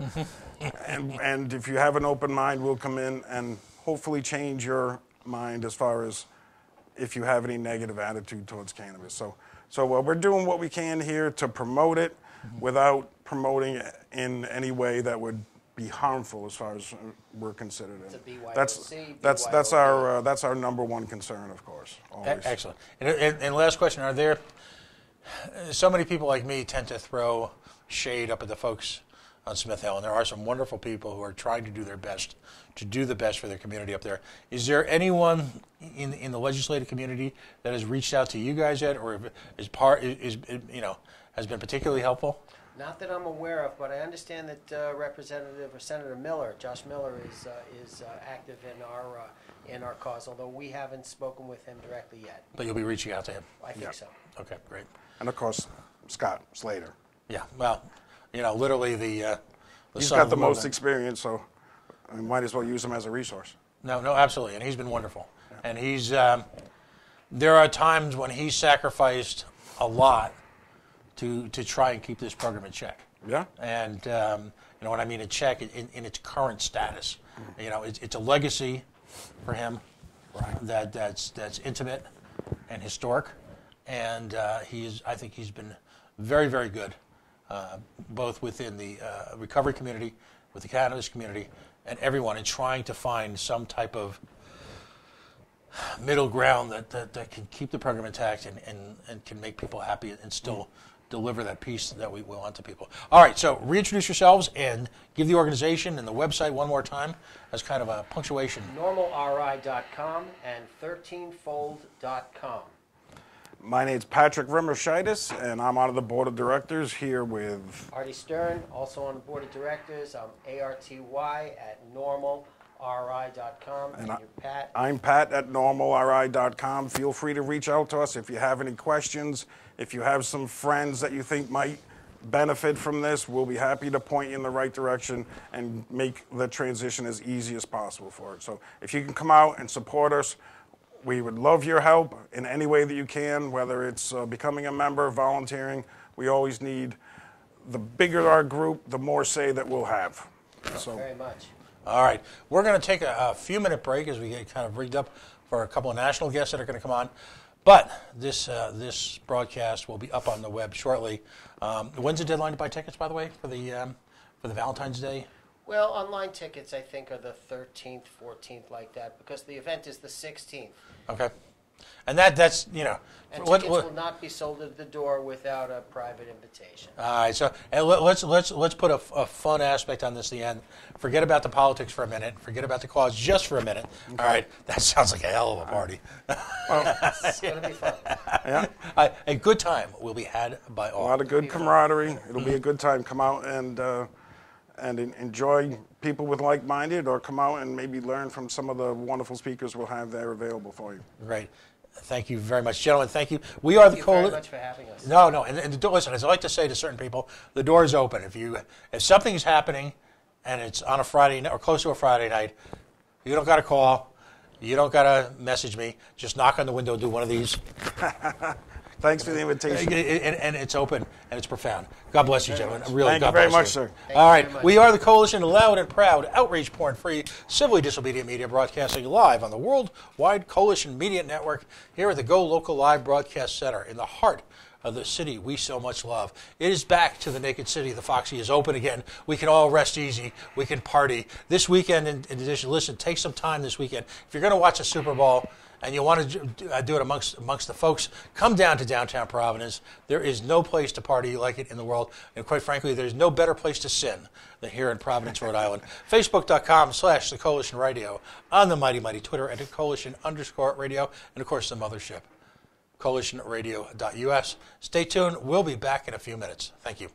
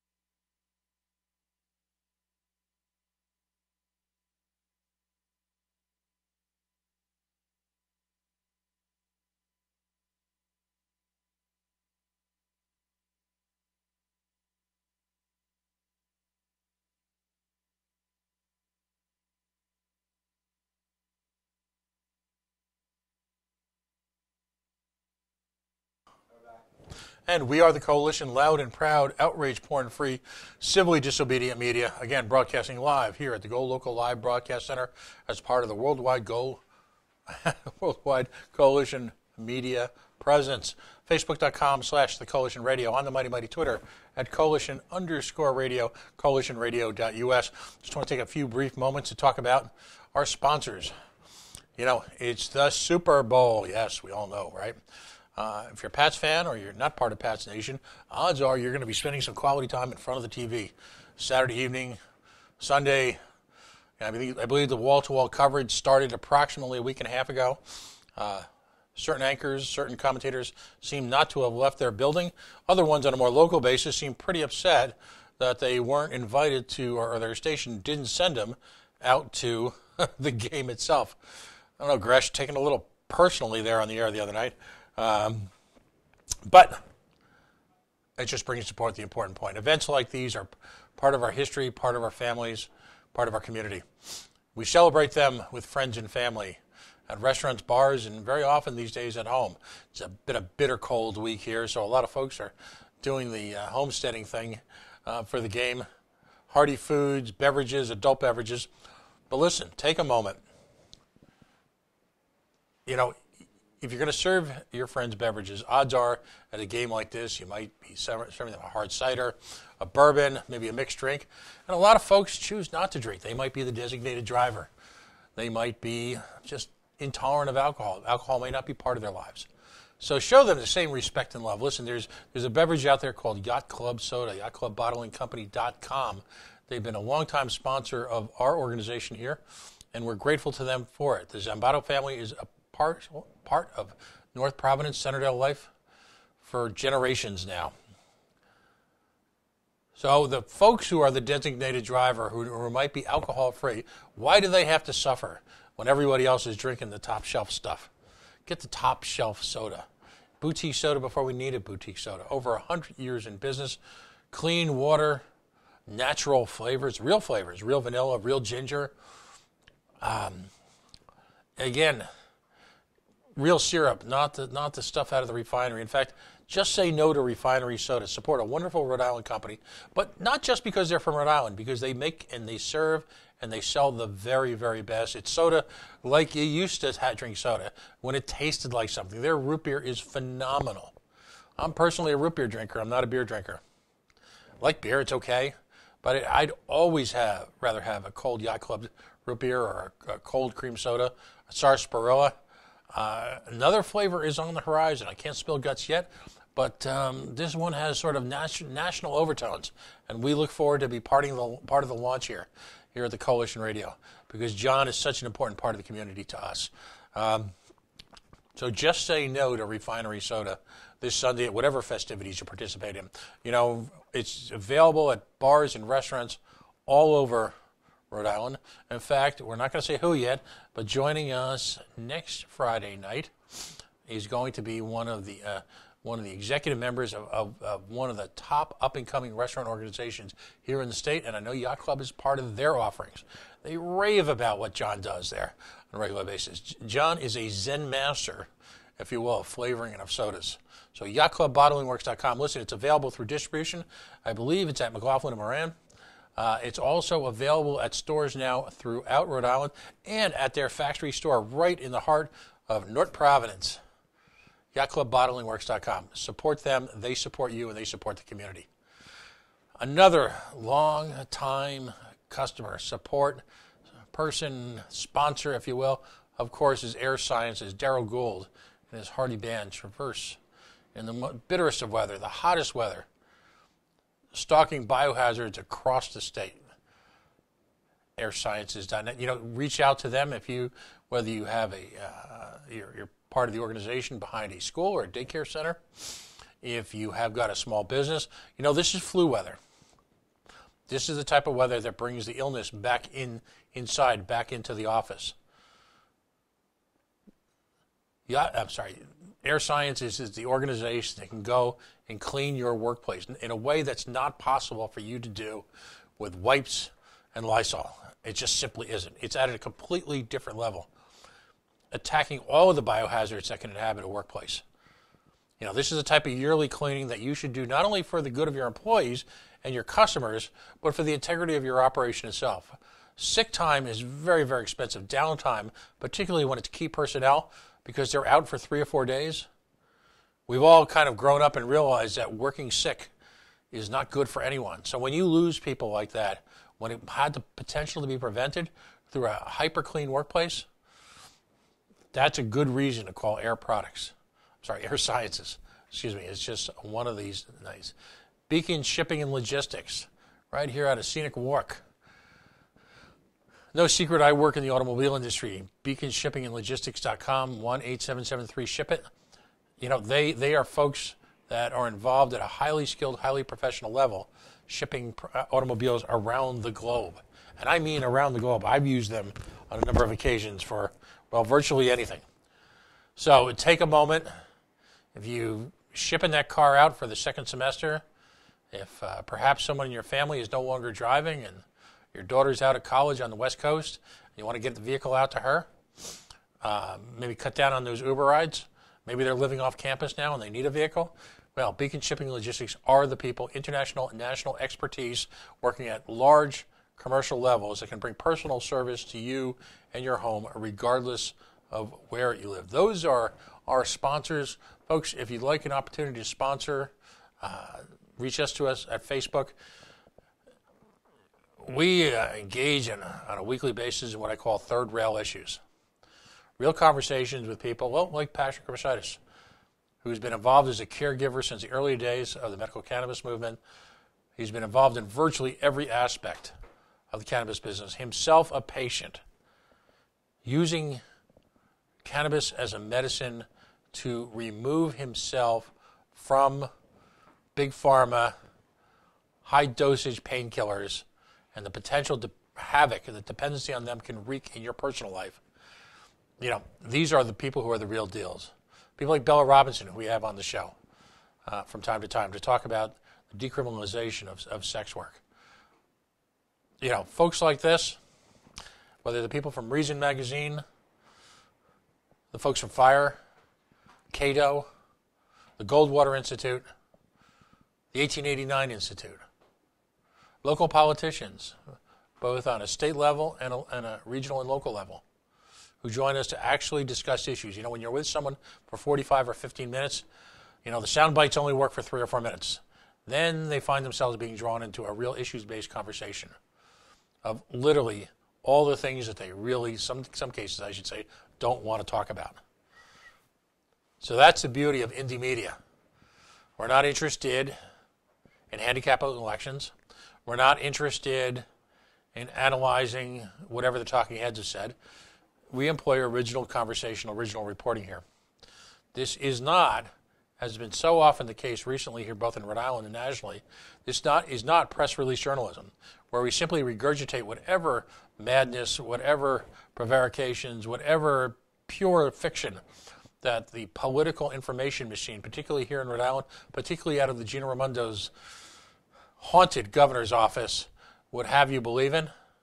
No, we actually have people on who are, in some cases, desperate to talk about what really matters to them and what are the real issues. And of course, if you're a libertarian, every week, including in about 10 minutes, we're going to have folks on again from what we believe is really the answer to the Libertarian National POTUS question, the Ruff Phillips 2020 campaign, where they are intent on exploring issues and using a focus on issues from a libertarian perspective through a libertarian prism, if you will, through the libertarian microscope, whatever you want to call it. They are intent on being an issues-based campaign. Again, soundbite-free, outrage porn-free, having real conversations about things that affect not only Americans but people around the world. How to encourage free market production, how to end the drug war, how to decriminalize the sex work industry, how to provide for a way to ensure people's civil liberties, whether it be the First Amendment, the Second Amendment, the Fourth Amendment, and all that follow. Understanding that your constitutional rights not begin, sun and set on the Second Amendment, as some Republicans would like to believe, nor will they tolerate the Fourth Amendment destruction under the hands of a significant portion of the Democratic Party. Nope. You want issues? Listen to us 8 o'clock every Friday night, where we're going to have folks on from the National Libertarian Movement. All right. On the other hand, if you want the same old, well, you know where to go. As Springsteen, the man himself, said, well, how many hundreds of channels on and nothing on? You can continue that. So we're going to take a quick break right now, and we're going to spend about 5 minutes getting on board folks from the what we call the Libertarian Fabulous. Eric Bell is going to be joining us. Tyler Smith is going to be joining us. And we're going to talk about libertarian issues and what it means to be a libertarian in the year 2019 here in these United States of America. So, as always, we are the Coalition, loud and proud, outrage porn-free, civilly disobedient media, broadcasting live on the Worldwide Coalition Network here at the GoLocal Live Broadcast Center in the heart of the city we love, the Naked City. The city of 1,000 stories. The city where sin lives, breathes, and grows on a daily basis. Of course, that's our hometown, Providence, Rhode Island. Think of it as Potterville with an attitude. There you go. Facebook.com/The Coalition Radio. On the mighty Twitter at Coalition_radio. And of course, our all anti-billionaire baseball boys club political feed on Twitter at Pawtucket's Home, and the mothership at coalitionradio.us. Stay tuned. We'll be back in just literally 4 or 5 minutes. Thank you.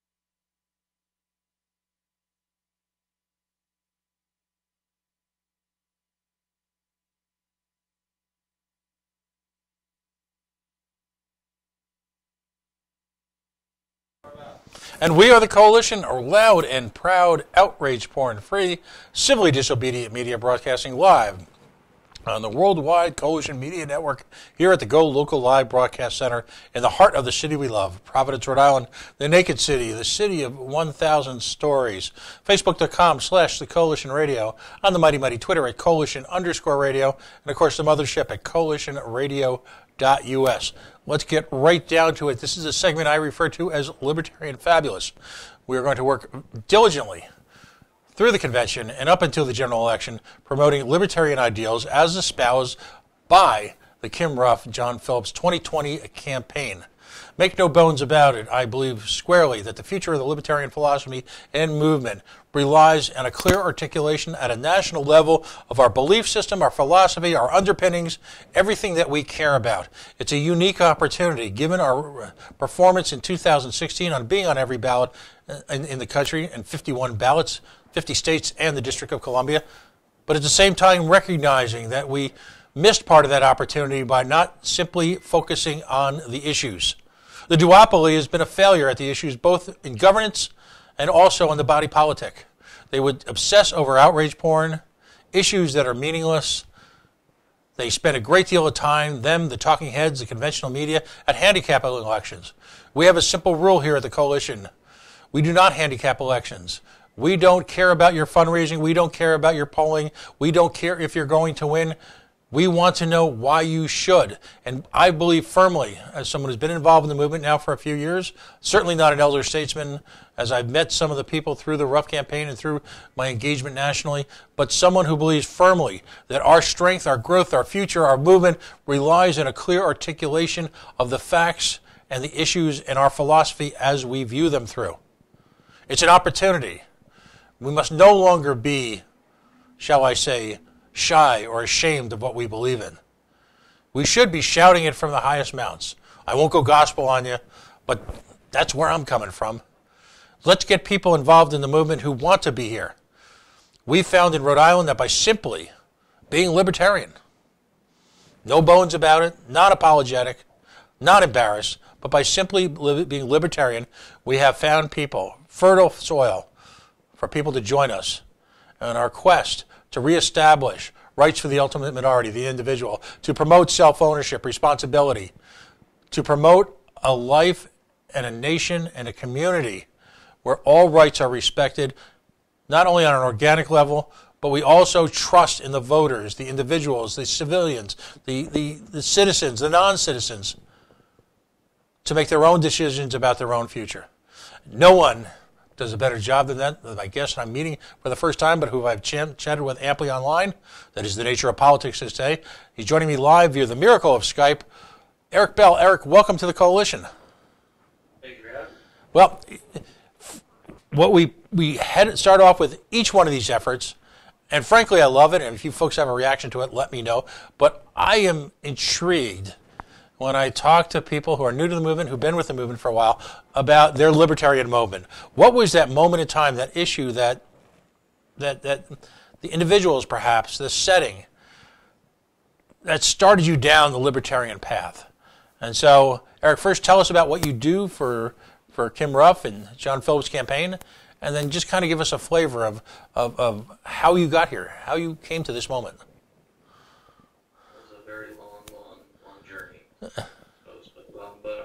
Yes, I am this state director for Georgia for Kim Ruff and John Phillips. I had my first introduction to libertarianism when I was 17.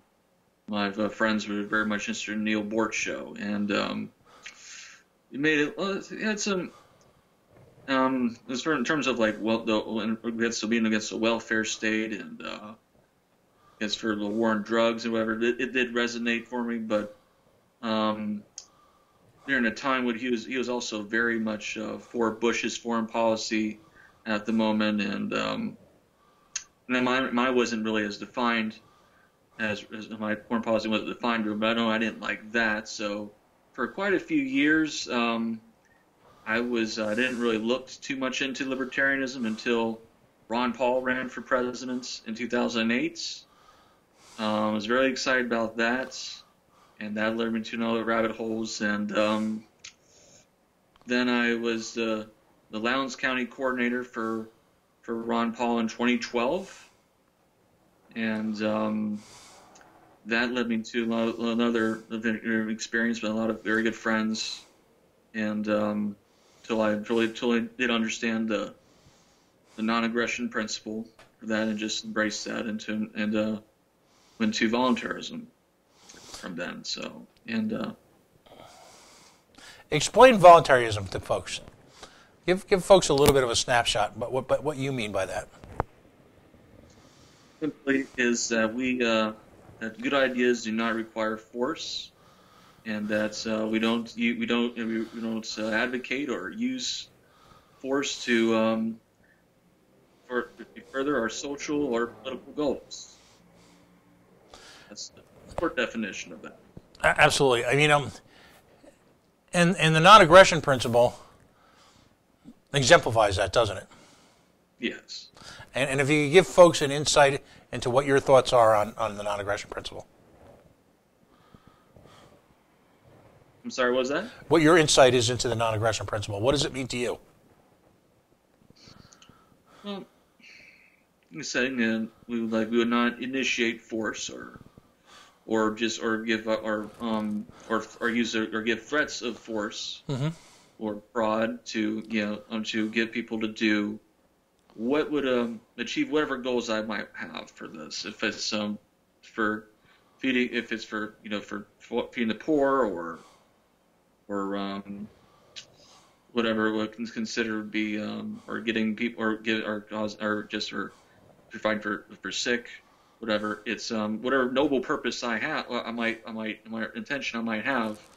I will not force you to contribute to this. Because I mean, for one thing, is I would say everything should be decentralized to an individual, because when there's no group of no group of people, or no one person has the best solution to fix its problems, and we could easily get it wrong. So it's best that we have that everyone, it would be, or if all 7 billion people on Earth are free to experiment, or to give their resources to what would work best, where they feel work best, so we can find out. Interesting. How important is this presidential election to you? Well, I think it would have, because even one reason why I would pay attention to this is, even though there's some of the non-voting anarchist friends that want to just get ignored, and I can see the reasons for this, but I think this is because I would say it is a megaphone, does have a bully pulpit, and a lot of cultural shifts can come from this. So, go ahead. Do you think you're relatively new to the party, as you say, but based on your reaction, you were involved with the Ron Paul campaign, which is such fertile ground for the movement in general. So many folks from your generation, that was their introduction to liberty for the first time, and working and finding, just as importantly, that there were other people who worked alongside of you that believed in it strongly as you did. So many people would describe that as their liberty family, the first time they ever had a liberty family, because in so many parts of the country, our belief system is still a little bit of an outlier. It's not, people are astonished to find people so, in their minds, preoccupied with personal freedom, issues of civil rights, issues of civil rights. It's foreign to them because they're so immersed in their day-to-day world. So how important was the Paul campaign to you? And do you think presidential campaigns, both Republican and Libertarian, have done a good enough job articulating that vision, taking advantage of that almost seismic moment? Well, the Republican Party, I would say, not so much with, obviously, but exceptions would be Ron Paul, or maybe a few, maybe like Justin Amash or Thomas Massey, whoever that have made voices out, which other quote-unquote Ron Paul Republicans, or Liberty Republicans, you want to call them. I do give them credit for trying. I don't know how effective they were in shifting. I would say if their goal was to make the change of direction of the Republican Party. It hasn't really worked so far. Right. But Are you let me jump in for a second. As someone who was involved in the Ron Paul campaign, and then by definition had at least tangential contact with the Republican Party, are you shocked or surprised that so many of the anti-liberty aspects of the Trump campaign, whether it be tariffs or certain foreign policy initiatives, have been so eagerly adopted by quote-unquote liberty Republicans? Does that shock you? In some way, in some, but not then again, not again, because I don't think necessarily all of them, all the people that were supporting the Ron Paul campaign were, necessarily they were just they embraced the non-aggression principle or really understood liberty. For all he built a coalition of many people would be for just very, very conservative Republicans, or paleoconservatives. Right. For libertarians, big L, I guess small L, they may have been one. Maybe it may have been one of the. May have been for maybe the first candidate that they ever voted for, since maybe Ross Perot or so. And then there are probably a lot of just very disheartened Democrats as well. After that moment, they've many of them have went to different directions. So, essentially, that big family, as you've spoken to, has gone over many corners of the wind. I mean, there's many of also people that support Ron Paul that's went to. It's not surprising as them that have gone towards Bernie Sanders or just or like one of my former roommates is right now he's supporting Andrew Yang, who's running for Democrats. The big staple is universal basic income. And I know that's an issue you want to discuss. So kind of if you could inform folks what that's all about, and then what you feel about it from your own personal libertarian perspective. Well, okay, the universal basic income, that is an idea that we would essentially that everyone, it could be when they get older, or I guess we're gonna start 18 years older to like 65, or it could be just generally could get just a sort of just a government check. They'll be on the government dole. Mm-hmm. Now Andrew Yang's campaign on giving everyone $1,000, and it's been on, just regardless the X amount of money. And it's being floated around, or in libertarian circles, is like, well, this would be has been an alternative toward a welfare state. That this would be more efficient, in that sense. It would cut out bureaucracy. It would be cheaper, and it was. But of course, for my problem, for one thing is the problem is that even those that are this is no guarantee that they're going to eliminate the welfare state if they actually get their way, and we do get this check for one thing, and it can be and I would say it's not cheaper though, even if you do replace it, like $1,000 per. You can just go in the calculator right now and let's calculate that. That's about $3.3 trillion to give everyone $1,000. Right. So it's they have no, and it's a no, and there's a lot of, I think a lot of social problems this would cause for this. I mean, if it's like this, essentially everyone is on the government dole in this sense, and they would have they'll lose incentive to work and be productive. Yeah. I mean, I can't really judge and say that everyone's going to be that way, but many people will. Right. And I think there are a lot of very, very evolutionary consequences that could happen to this. Like this, with like the breeds of dogs. I'm just like this. Just little. We basically there'd be a subset of like little poodles or whatever, or pugs that would that could not dependent. That would not be dependent in any way. That is my fear of that. And Well, let me throw. Like H.G. Wells' Time Machine, Right. basically had something a sense like this, which was there was a little social criticism of that the very rich would essentially eat all they're very poor. Well, this would have a somewhat of effect of that. No, I'm with you completely. Let me run a perspective by you, and let me know your thoughts on this. I ultimately believe that one of the causes of the collapse of the Soviet era Russian Federation, if you will, the Soviet Union, was ultimately the demise of entrepreneurism and the demise of innovation, not because people were smart enough or had the necessary skills or education, but the absence of any incentive to innovate. That when you take a society, and socialism breeds this, regardless of whether the socialism is voluntary or not, socialism breeds a complacency within a culture that ultimately looks to other people for sustenance, while at the same time creating an environment where there's no rewards for risk, there's no rewards for innovation or work above the basic minimum. And when you have a society that stops innovating, when you have a society that stops growing, ultimately that society fails. Is the same thing, I believe we're headed there with the social safety net to begin with. And ironically, the same mass immigration that takes place as so many of the social conservatives and the Republican types are opposed to represents really the only new entrepreneurial energy. Now, painting with a broad brush, obviously. But that when you take universal basic income, all that will do is extend it and provide a segment of the population a guaranteed income who might not have qualified for the social safety net.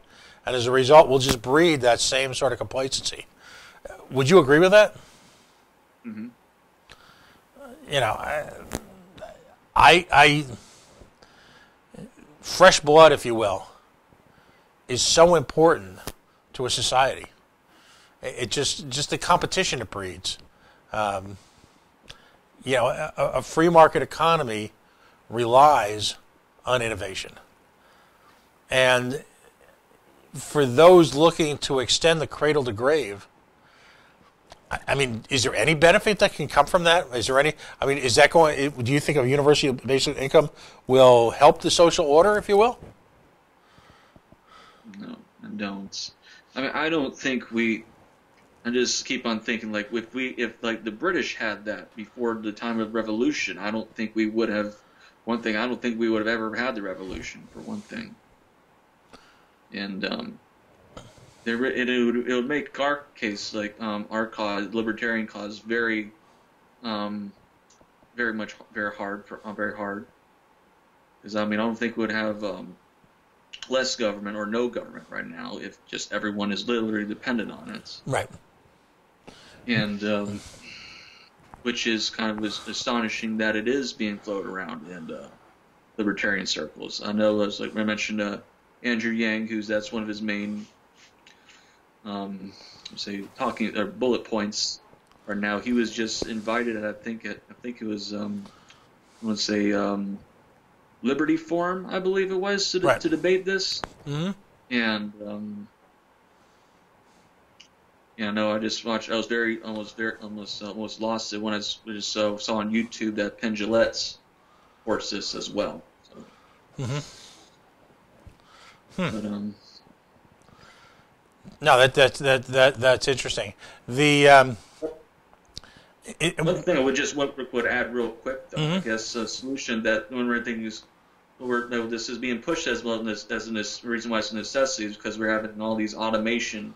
And now is going to be taking a lot of jobs, and that they're being pushed as no other choice. I think a solution for that would be to repeal regulation, repeal laws for jobs that robots cannot do for the future. That would be less costly, and it would have a lot less problems attached to that.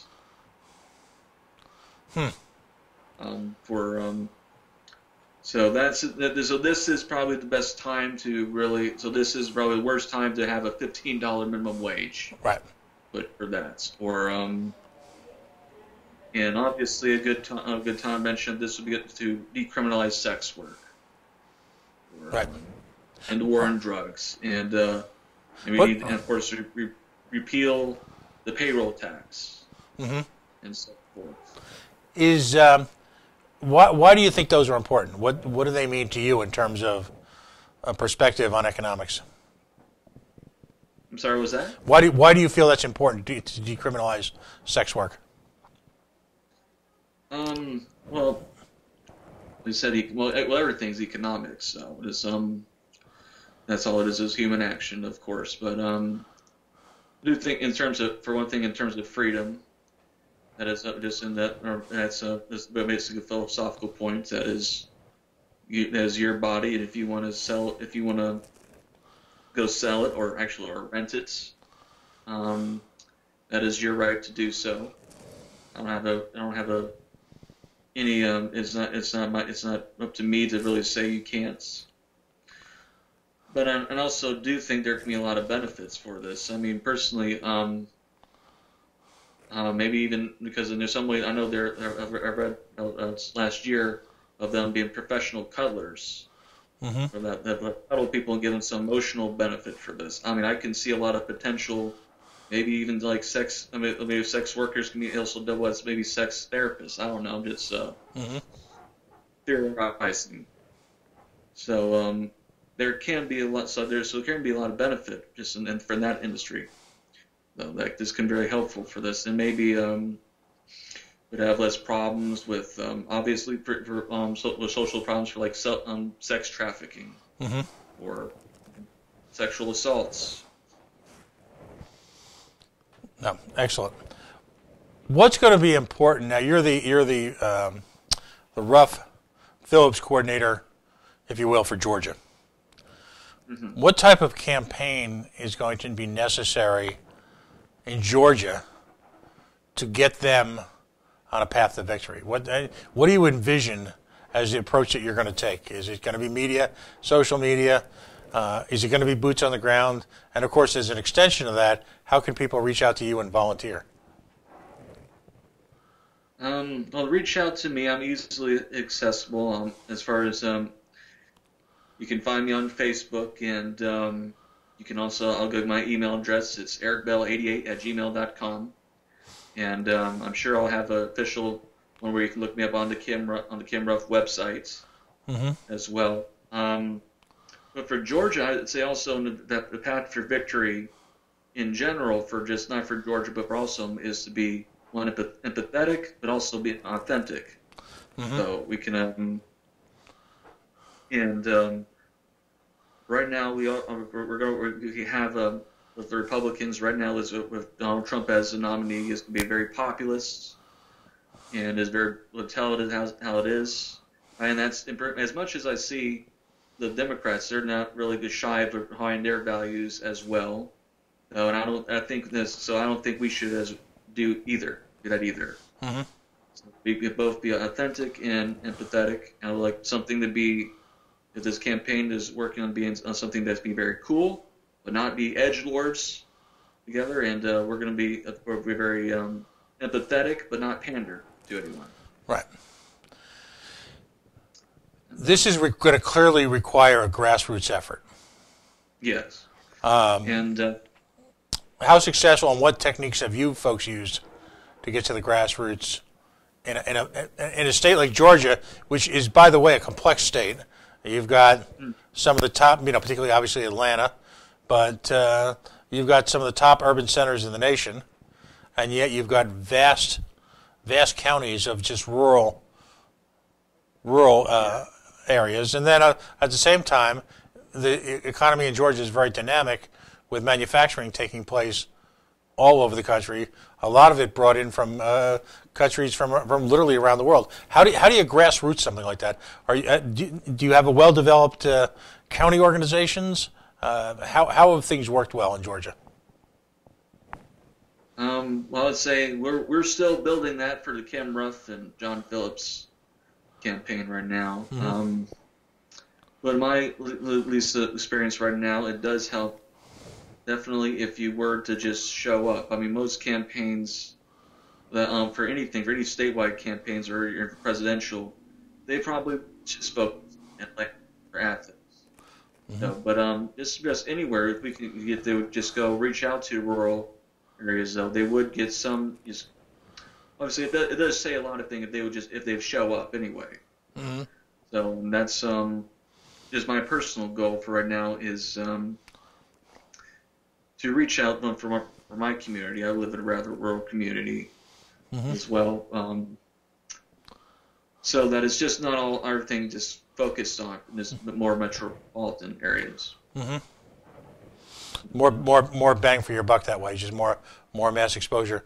Has in past presidential elections, has the quote unquote mainstream media been friendly to the Libertarian Party? Have they given much attention to it, or do they see it still as a curiosity?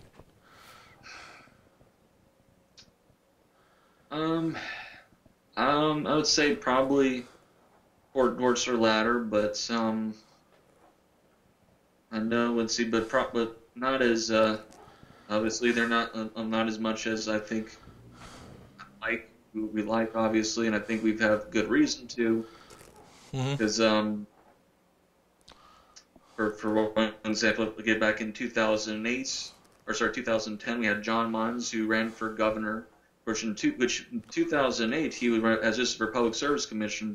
He was the first candidate ever to break 1 million votes.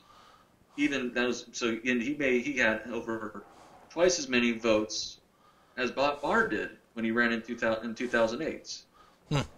But not as much media exposure, that excitement as you expect. But and he was excluded from at least one of the debates. Mm-hmm. But I don't know. I would say I don't know if it would be considered as any worse than the rest of the United States. Mm-hmm. Okay. So, folks, if they want to get active in Georgia, you're the focal point right now to reach out to people across the state. Again, give us one more shot at how they can reach out to you, both on social media and or phone and or email. What are the best contacts on how to reach out? And by the way, there is a Facebook Georgia page for. There is one of the mentioned that there's a Georgia for Ruff Phillips 2020. You can find that. Just go search for that on Facebook. Mm-hmm. You can also find me, Eric Bell. And I believe that is on my personal page is Facebook.com Legalize Freedom Now. I believe that is. It's been a while since I looked at. Or you can just look up Eric Bell. Mm-hmm. Also, my email is ericbell88@gmail.com. That's my name, number 88@gmail.com. Excellent. And any particular talents you're looking for, or at this point, is it a wide open field? I mean, one of the things that I love I remind people of this every week is the accessibility of this campaign organization. If you're a person of goodwill and you want to get involved and you've got a talent, sky's the limit, isn't it? I mean, you can take it as far as you want in this organization. This is not going to operate behind closed doors. It's already got an infrastructure set up IT-wise so that folks can reach directly all of the variety of field managers, coordinators, and people at the national level, the campaign manager, political director. That's all accessible, all in writing. Most importantly, you're not going to have to go, like any campaign, there's going to be a level of organization and a level and a strategy of communications so that people's times are well spent. But at the same time, this is a campaign where if you believe in liberty, you're going to be able to engage with the highest level of the campaign without feeling that you're operating out there in some distant galaxy far, far away. So, on your own, without any help or support from the mothership, if you will. Engagement and communication is really the hallmark of this campaign, isn't it? Yes. Where everyone is very easily accessible. And it's I remember just one time was from as far as working with the Ron Paul campaign, with the actual official campaign. It was as I'll actually call him. It was as like I was calling my congressman back then. You don't get this here, Cam Ruff campaign. Yeah. The very contrast. And that, I mean, if you're a libertarian and you actually belong to a state or county affiliate, you're probably pretty passionate about these issues. My sense is that talking to people about the campaign over the last month or two is that people want to become engaged. But at the same token, it's not, they don't want to operate at the end of a line of orders, 10 places removed from the secret, the secret chamber with the secret handshake and the special decoder ring to get involved. They want, in this day and age, folks like yourself have got family, jobs, commitment, education. You've got a lot of responsibilities. If you're going to engage, it's not going to be at the occasional beck and call of some highly compensated campaign manager, 8 states away that you'll never ever meet. People, if you're a Liberty person, you want to be really involved. And that, to me, is the opportunity down in Georgia. And we talked to Tyler in a few minutes from South Carolina, and literally every state. I don't have a sense of how many states have put in statewide coordinators, but I know it's well into the 20s, if not higher. And I'll certainly update folks on that next week. So congratulations. Looking forward to working with you.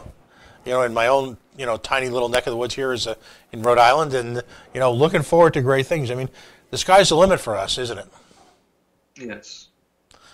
All right. So, give us one more time your contact information, how people can reach out to you, and and we'll call it for an evening. And I'm going to reach out to Tyler, but we're going to have you on again. If you've got any of the state coordinators have things that they want to update people on. I reach out to all my compadres in independent media, and for all of us to check the egos at the door and let all of us be generators of information and communication for the libertarian world at large. All of us are, smaller operators, regionally based very often. All of us can help spread the good word. And my final thought for this conversation is that's something that certainly didn't happen very well in 2016. So again, one more time, how can folks reach out to you? All right. Again, you can find me on Facebook, Eric Bell, and you can also find our page at Georgia for Ruff Phillips 2020. Mm-hmm. And you can also we will have that updated as for website of our website, Ruff Phillips 2020. And you can also email me at ericbell88@gmail.com. Excellent. Thank you. Listen, buddy, thank you so much for joining us. Congratulations and good luck. Rhode Island's about the size of Atlanta, so you have a heck of a task on your plate. But I think you guys are going to be great. Anyone I've met from Georgia does a wonderful job, and so congratulations. And I look forward to talking to you again in the near future. All right, thank you. All right, we're going to take a very quick break, and we're going to get one more person from the Libertarian Firmament on. This time from South Carolina, home of the national championship, Clemson. What are they, the Tigers? Something like that. Folks, stay tuned. We'll be right back.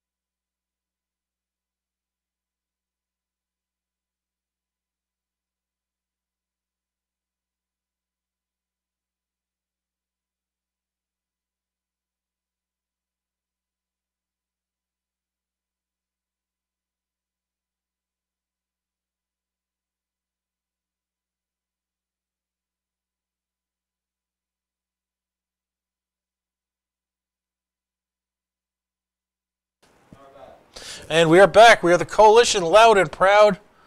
All the regular stuff. If you've been listening all night, you know how it goes. Outrage porn free. We're civilly disobedient. Most importantly tonight, we're libertarian fabulous. We've had, over the past several weeks, a number of people from the Ruff Phillips campaign 2020 for the presidency of these United States. Kim Ruff and John Phillips are running for the presidential and vice presidential nomination for the Libertarian Party, respectively. But the case we're making every week when we spend some time with folks is, A, that this is a national movement, that there is already support in dozens of states, organizations being built on the ground for the campaign in anticipation of a campaign that is still, while it's getting closer by the moment, still well over a year and a half away. The convention, of course, being a year and 14 or 15 months away, or something like that. Anyway, the point being that, number one, there's tremendous recognition of both Kim and John's efforts as libertarians. Number two, that this is going to be a 50-state plus District of Columbia campaign. Number three, as we mentioned in our last segment, that there's going to be a tremendous degree of accessibility for any libertarian or someone new or established in the movement to get involved in the campaign at a level commensurate with their efforts. Something that, in my experience, hasn't really existed. It's not a shot at anyone. I think, though, it's a frank admission of reality. Most importantly, this campaign represents an opportunity to present and elucidate on clear libertarian principles and make the principles the focus of the campaign. The days of fiscally conservative, socially liberal are effectively over, starting, well, about 7 or 8 weeks ago. That nonsense has gone to die the death it so richly deserves. Instead, what we're going to do here is something radical, perhaps the most radical concept in American politics. We're going to start focusing on issues, issues, and issues.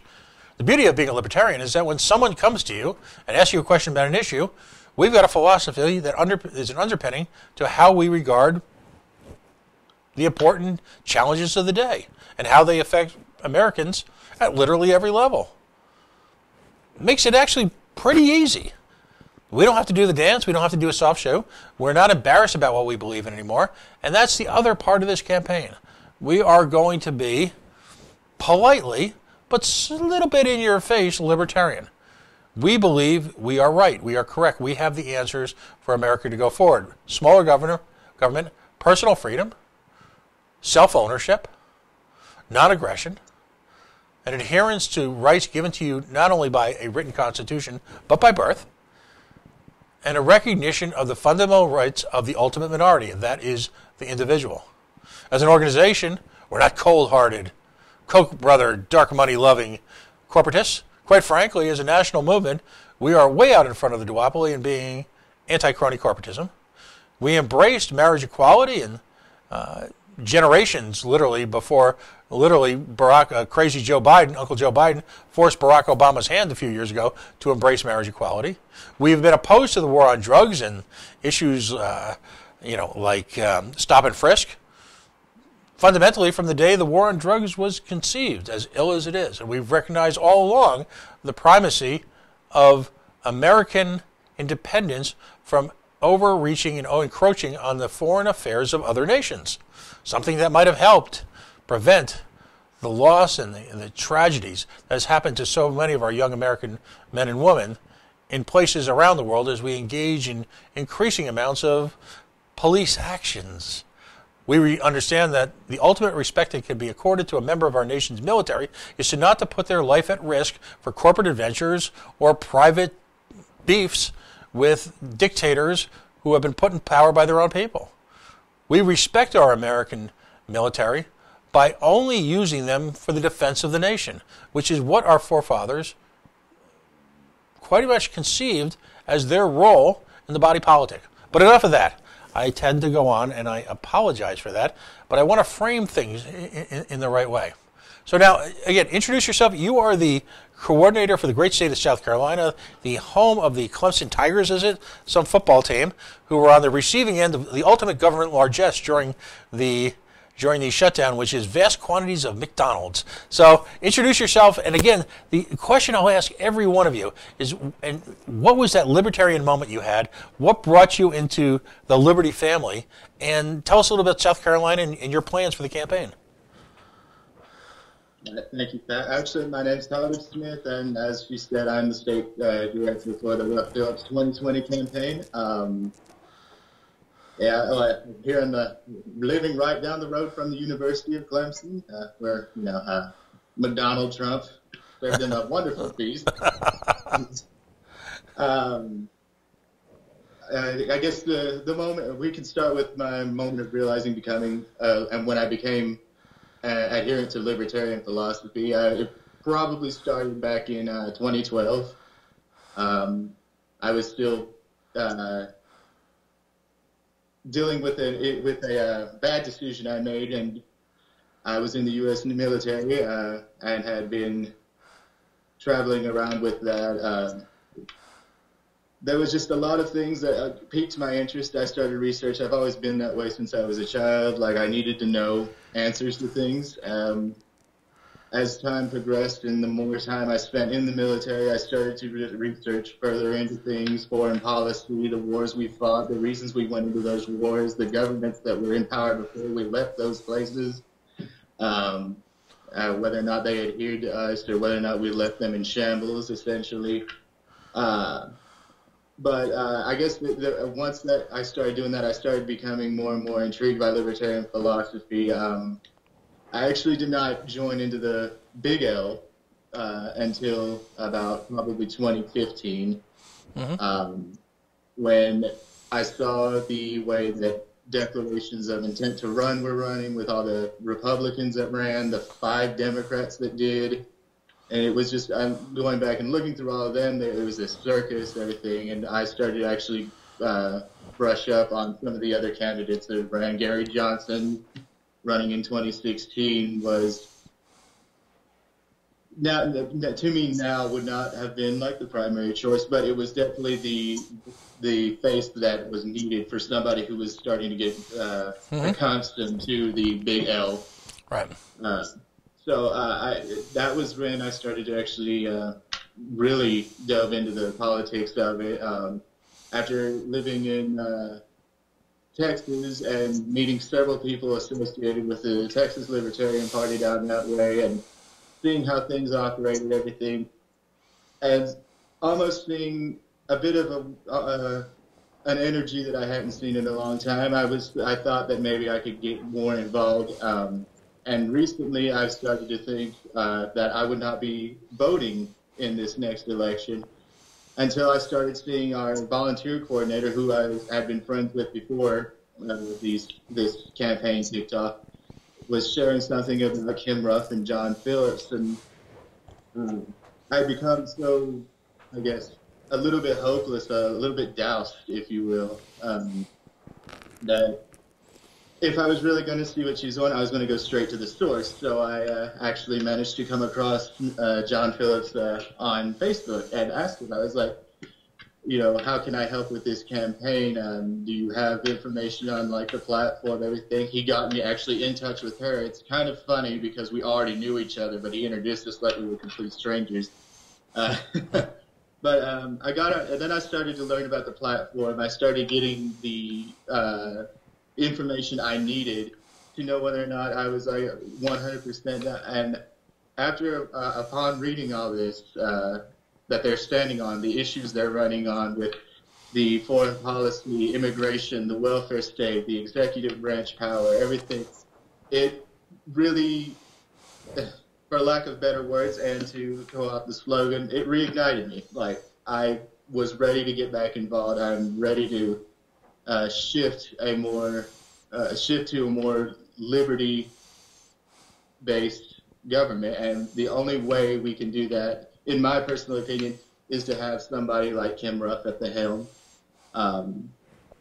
Luckily, I happened to come into contact with Mr. Shane Sweeney here in South Carolina, who has been a tremendous help in helping me reach out to other people here. And has made it a little bit easier to make contacts as far as Pickens County, where I'm located. I've talked with a few people from Lee County. The state Charleston County was the other one I've spoken to. And I'm starting to get involved in trying to figure out what I can do to actually reach out to more local affiliates, even at state level party affiliates. It is. We are a small group down here. The Libertarians are here in South Carolina, but I do feel like a storm's coming, and we're going to be able to get the ball rolling down here, especially with such capable people like Eric down in Georgia. Us being essentially neighbors, like we're going to shift the southeast as best we can. So, no, that's outstanding. So, yeah. That's outstanding. What is there a single issue that resonates with you personally?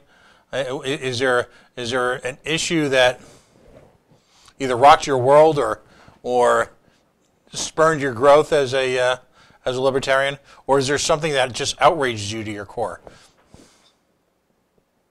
There are a couple of them. Mainly military interventionism is one of them that really frustrates me. And really it strikes to the heart of my heart, like, honestly. Sorry.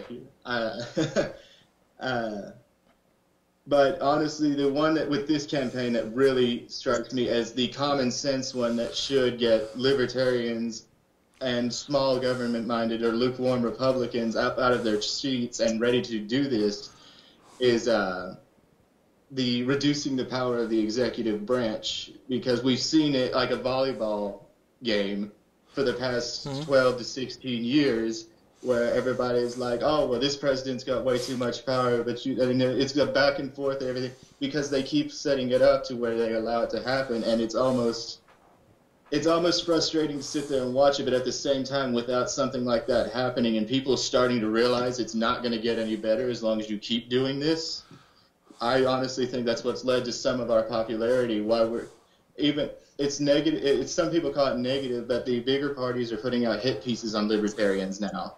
And before that was never a thing. They're threatened. They're realizing people are getting sick of their games. And it comes from the figurehead, the president of the United States. And what really astounds me and makes me admire Kim and John is that they want to reduce that power. They want to get to that power and then pretty much reduce it down to where they are essentially there to be the face of the nation, the face of freedom, the face of the principles we were founded on as a nation, and the base of what this party was founded on back in '71. So. What a wonderful example, because think about it for a moment. I know you've done so intensively. We've chatted online. You're a reflective soul.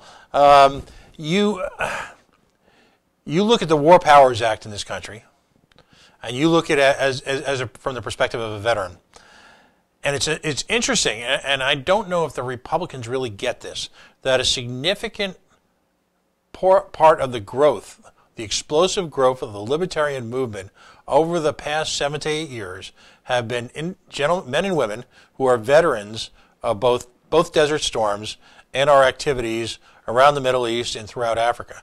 That these are people who have seen firsthand the perversion of government, the use of our armed forces, while at the same time we're committed as patriots to the preservation of the United States. And you speak to it, and the veterans community speaks to it from a wisdom and a common sense that I think elevates our party significantly, because all of you have so much, just practical exposure to it.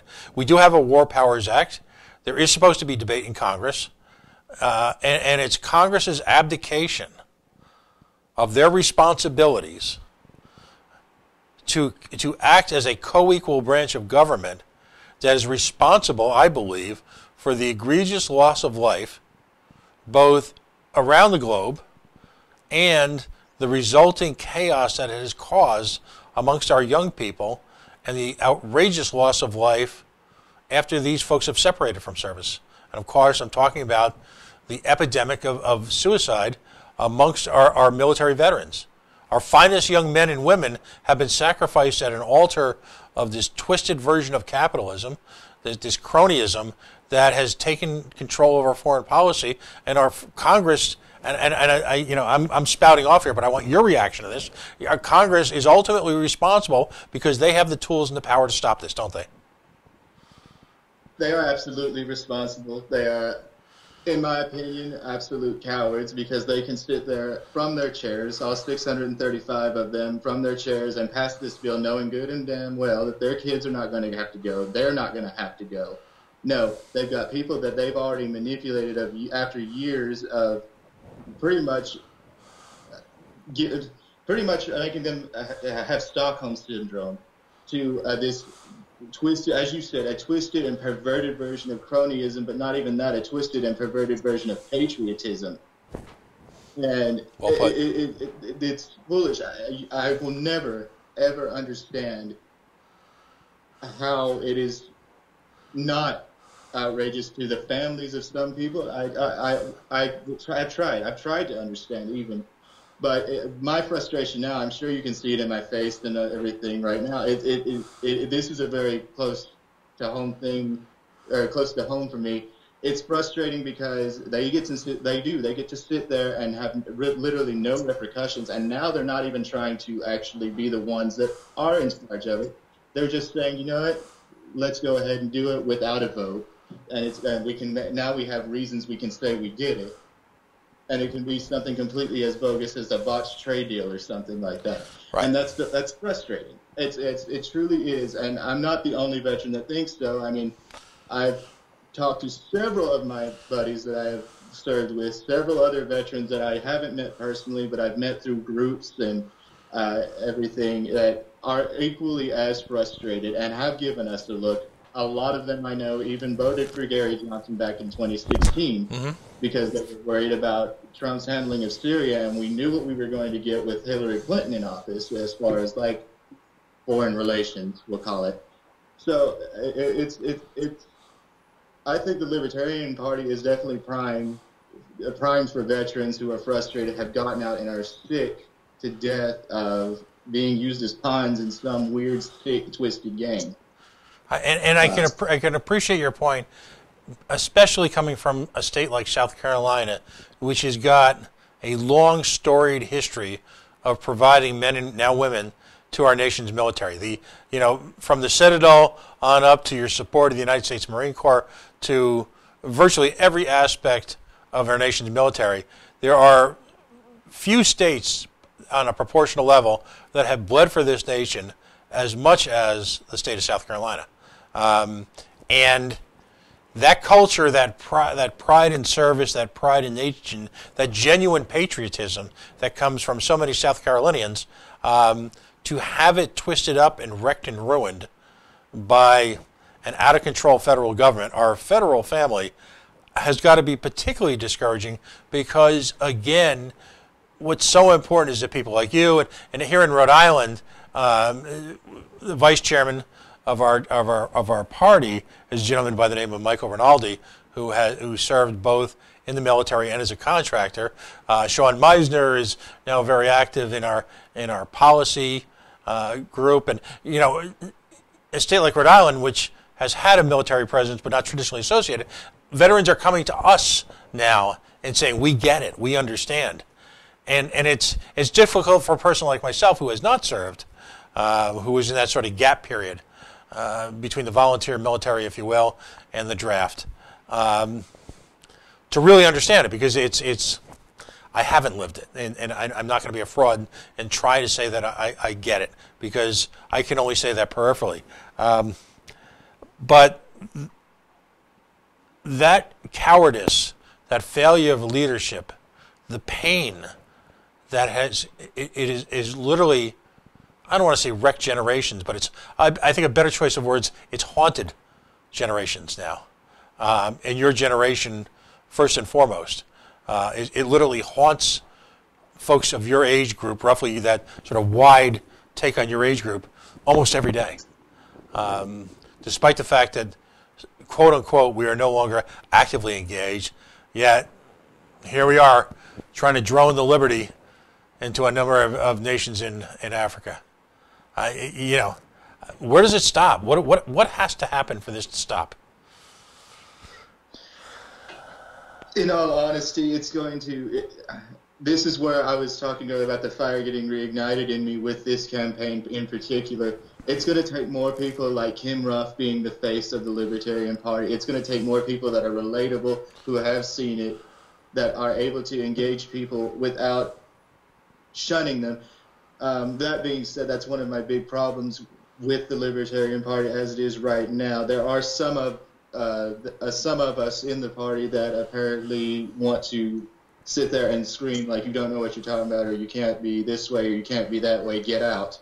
We have to start being open-minded and trying to explain. We have to be personable. We have to go out, like Aaron Metter said last week, you have to go out, be willing to have a beer and just chat with somebody about liberty. Mm-hmm. Like I did it last night. I went out to one of these bars here in Clemson, sat down with a couple of college kids. We started talking. Now they're sitting there talking. They actually want to get me in touch with some of the campus political groups that they've got going to see if we can get them talking about it. It takes being personable. It takes being able to go out. It takes having the ambition. It takes having the fire. And if you are truly somebody that cares about liberty and individual rights, that shouldn't be a question of, do I have to? It should be, when can I? Right. So, right. And that's the one thing great about libertarians. We're ready to embrace, debate, challenge, discuss at any minute. Yeah, I was here in Rhode Island. We've had a spate of elections where candidates running for office have refused to debate, and I guess on a superficial level, it's obviously appalling. It just is.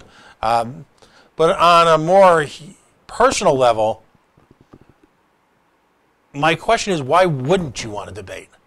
Why not? You know, we as individuals, as libertarians, I like to say, we know we're right. So it's a little easier, right? So we know we're right. So I'm ready on the drop of a dime to embrace. And again, Larry Sharp's got a wonderful way of putting it. We don't need to win arguments. We need to have discussions.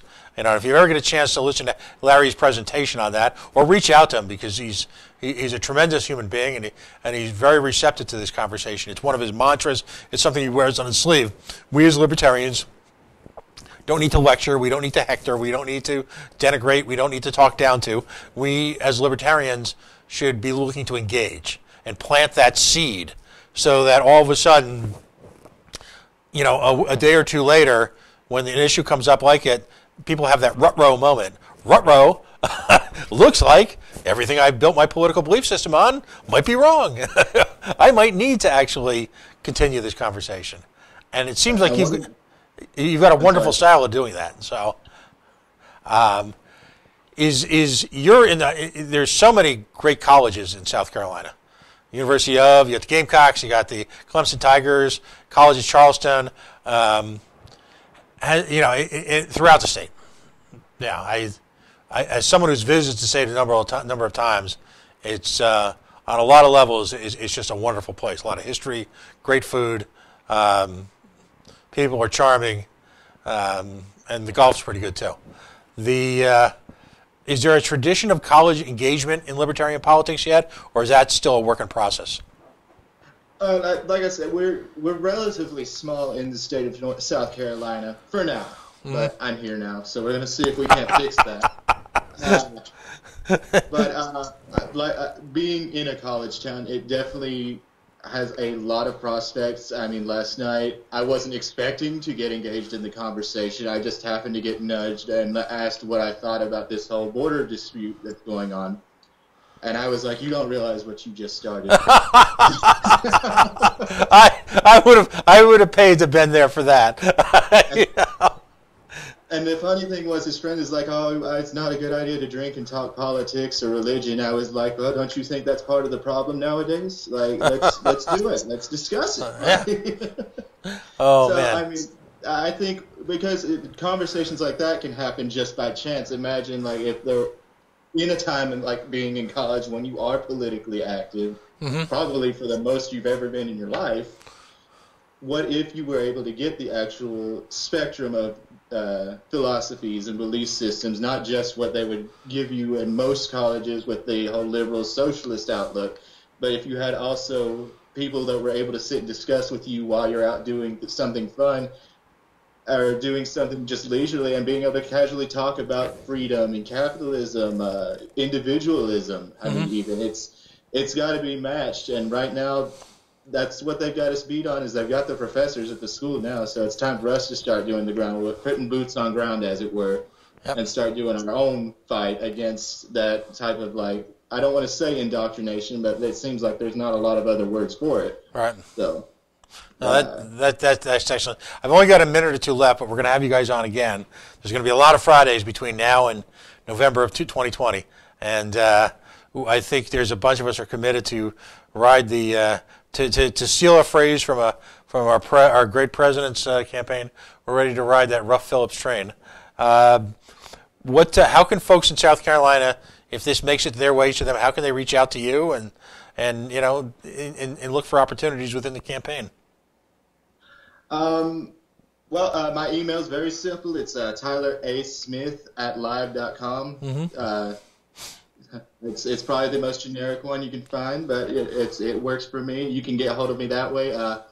You can get a hold of me on Facebook by the same name. Just look for me and type in city, Clemson, South Carolina. I'm almost positive I did the research right, and I'm the only one here, so I should be easy to find. I would also advise, if you follow the South Carolina for Ruff Phillips 2020 campaign, any messages you would send to that, I should be able to see.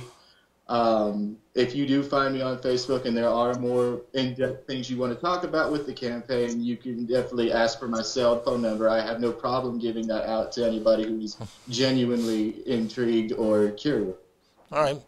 Well, it's wonderful. I want to thank both you and Eric for spending your Friday night with us, and let's continue the conversation. Let's get the word out there. I am as I get to meet individual members of the campaign each week, I am uplifted by your strength of personality, both you and Eric and the other folks I've met, your commitment, your well-tempered idealism, and at the same time your clear desire to bring liberty back to Americans and America, if you will, in our lifetime. So God bless, and thank you for joining me tonight. Yes, sir. You have a wonderful night, too. All right. You and I will be talking soon. Somehow I think you and I will be chatting online sometime about 2 or 3 in the morning. I don't know what. But sounds good. All right. So, folks, we're gonna call it for an evening. Again, I want to thank Tyler and Eric and the entire, if you will, Kim Ruff, John Phillips community. Ruff Phillips 2020. Their hot links are throughout the Coalition Radio Facebook pages. You can find them everywhere. If you're listening to this for the first time, please reach out to your respective state to do a quick search for Ruff Phillips 2020 in the name of your state. You will find a Facebook page dedicated to that, which in the coming days will become more and more active with information about how you can contribute, how you can help, and get involved in the campaign virtually at all sorts of levels based on your talents, desires, and interests as libertarians or people who love liberty. With that in mind, I want to thank you this evening. Next week, we've got a special restaurant guest joining us. We'll announce that sort of midweek next week. We're going to be talking about bourbon. Yeah, which means I get to drink bourbon on the air. That's why we do some of these things, folks. All right? So, have a wonderful week, and I just want to repeat one last time. We are the Coalition, loud and proud. As always, we are outrage porn-free, civilly disobedient media, broadcasting live on the worldwide Coalition Media Network here at the GoLocal Live Broadcast Center in the heart of the city we love, which I understand a certain Mr. Tyler Smith is going to be visiting sometime in the near future. And let's just say the spigot remains open. Facebook.com/The Coalition Radio, on the mighty Twitter at Coalition_radio, and the mothership CoalitionRadio.us. Won't you take a moment, if you will, and if you could follow us on Twitter at Coalition_radio, or like our Facebook page at Facebook.com/The Coalition Radio. We would be grateful. Independent media relies on your support like that and your sharing of our work in order to sacrifice ourselves continually to the mighty Facebook algorithm. Folks, have a wonderful weekend. Enjoy the Super Bowl. Grab a Yacht Club soda, and we'll be back at it next Friday night. Have a wonderful week.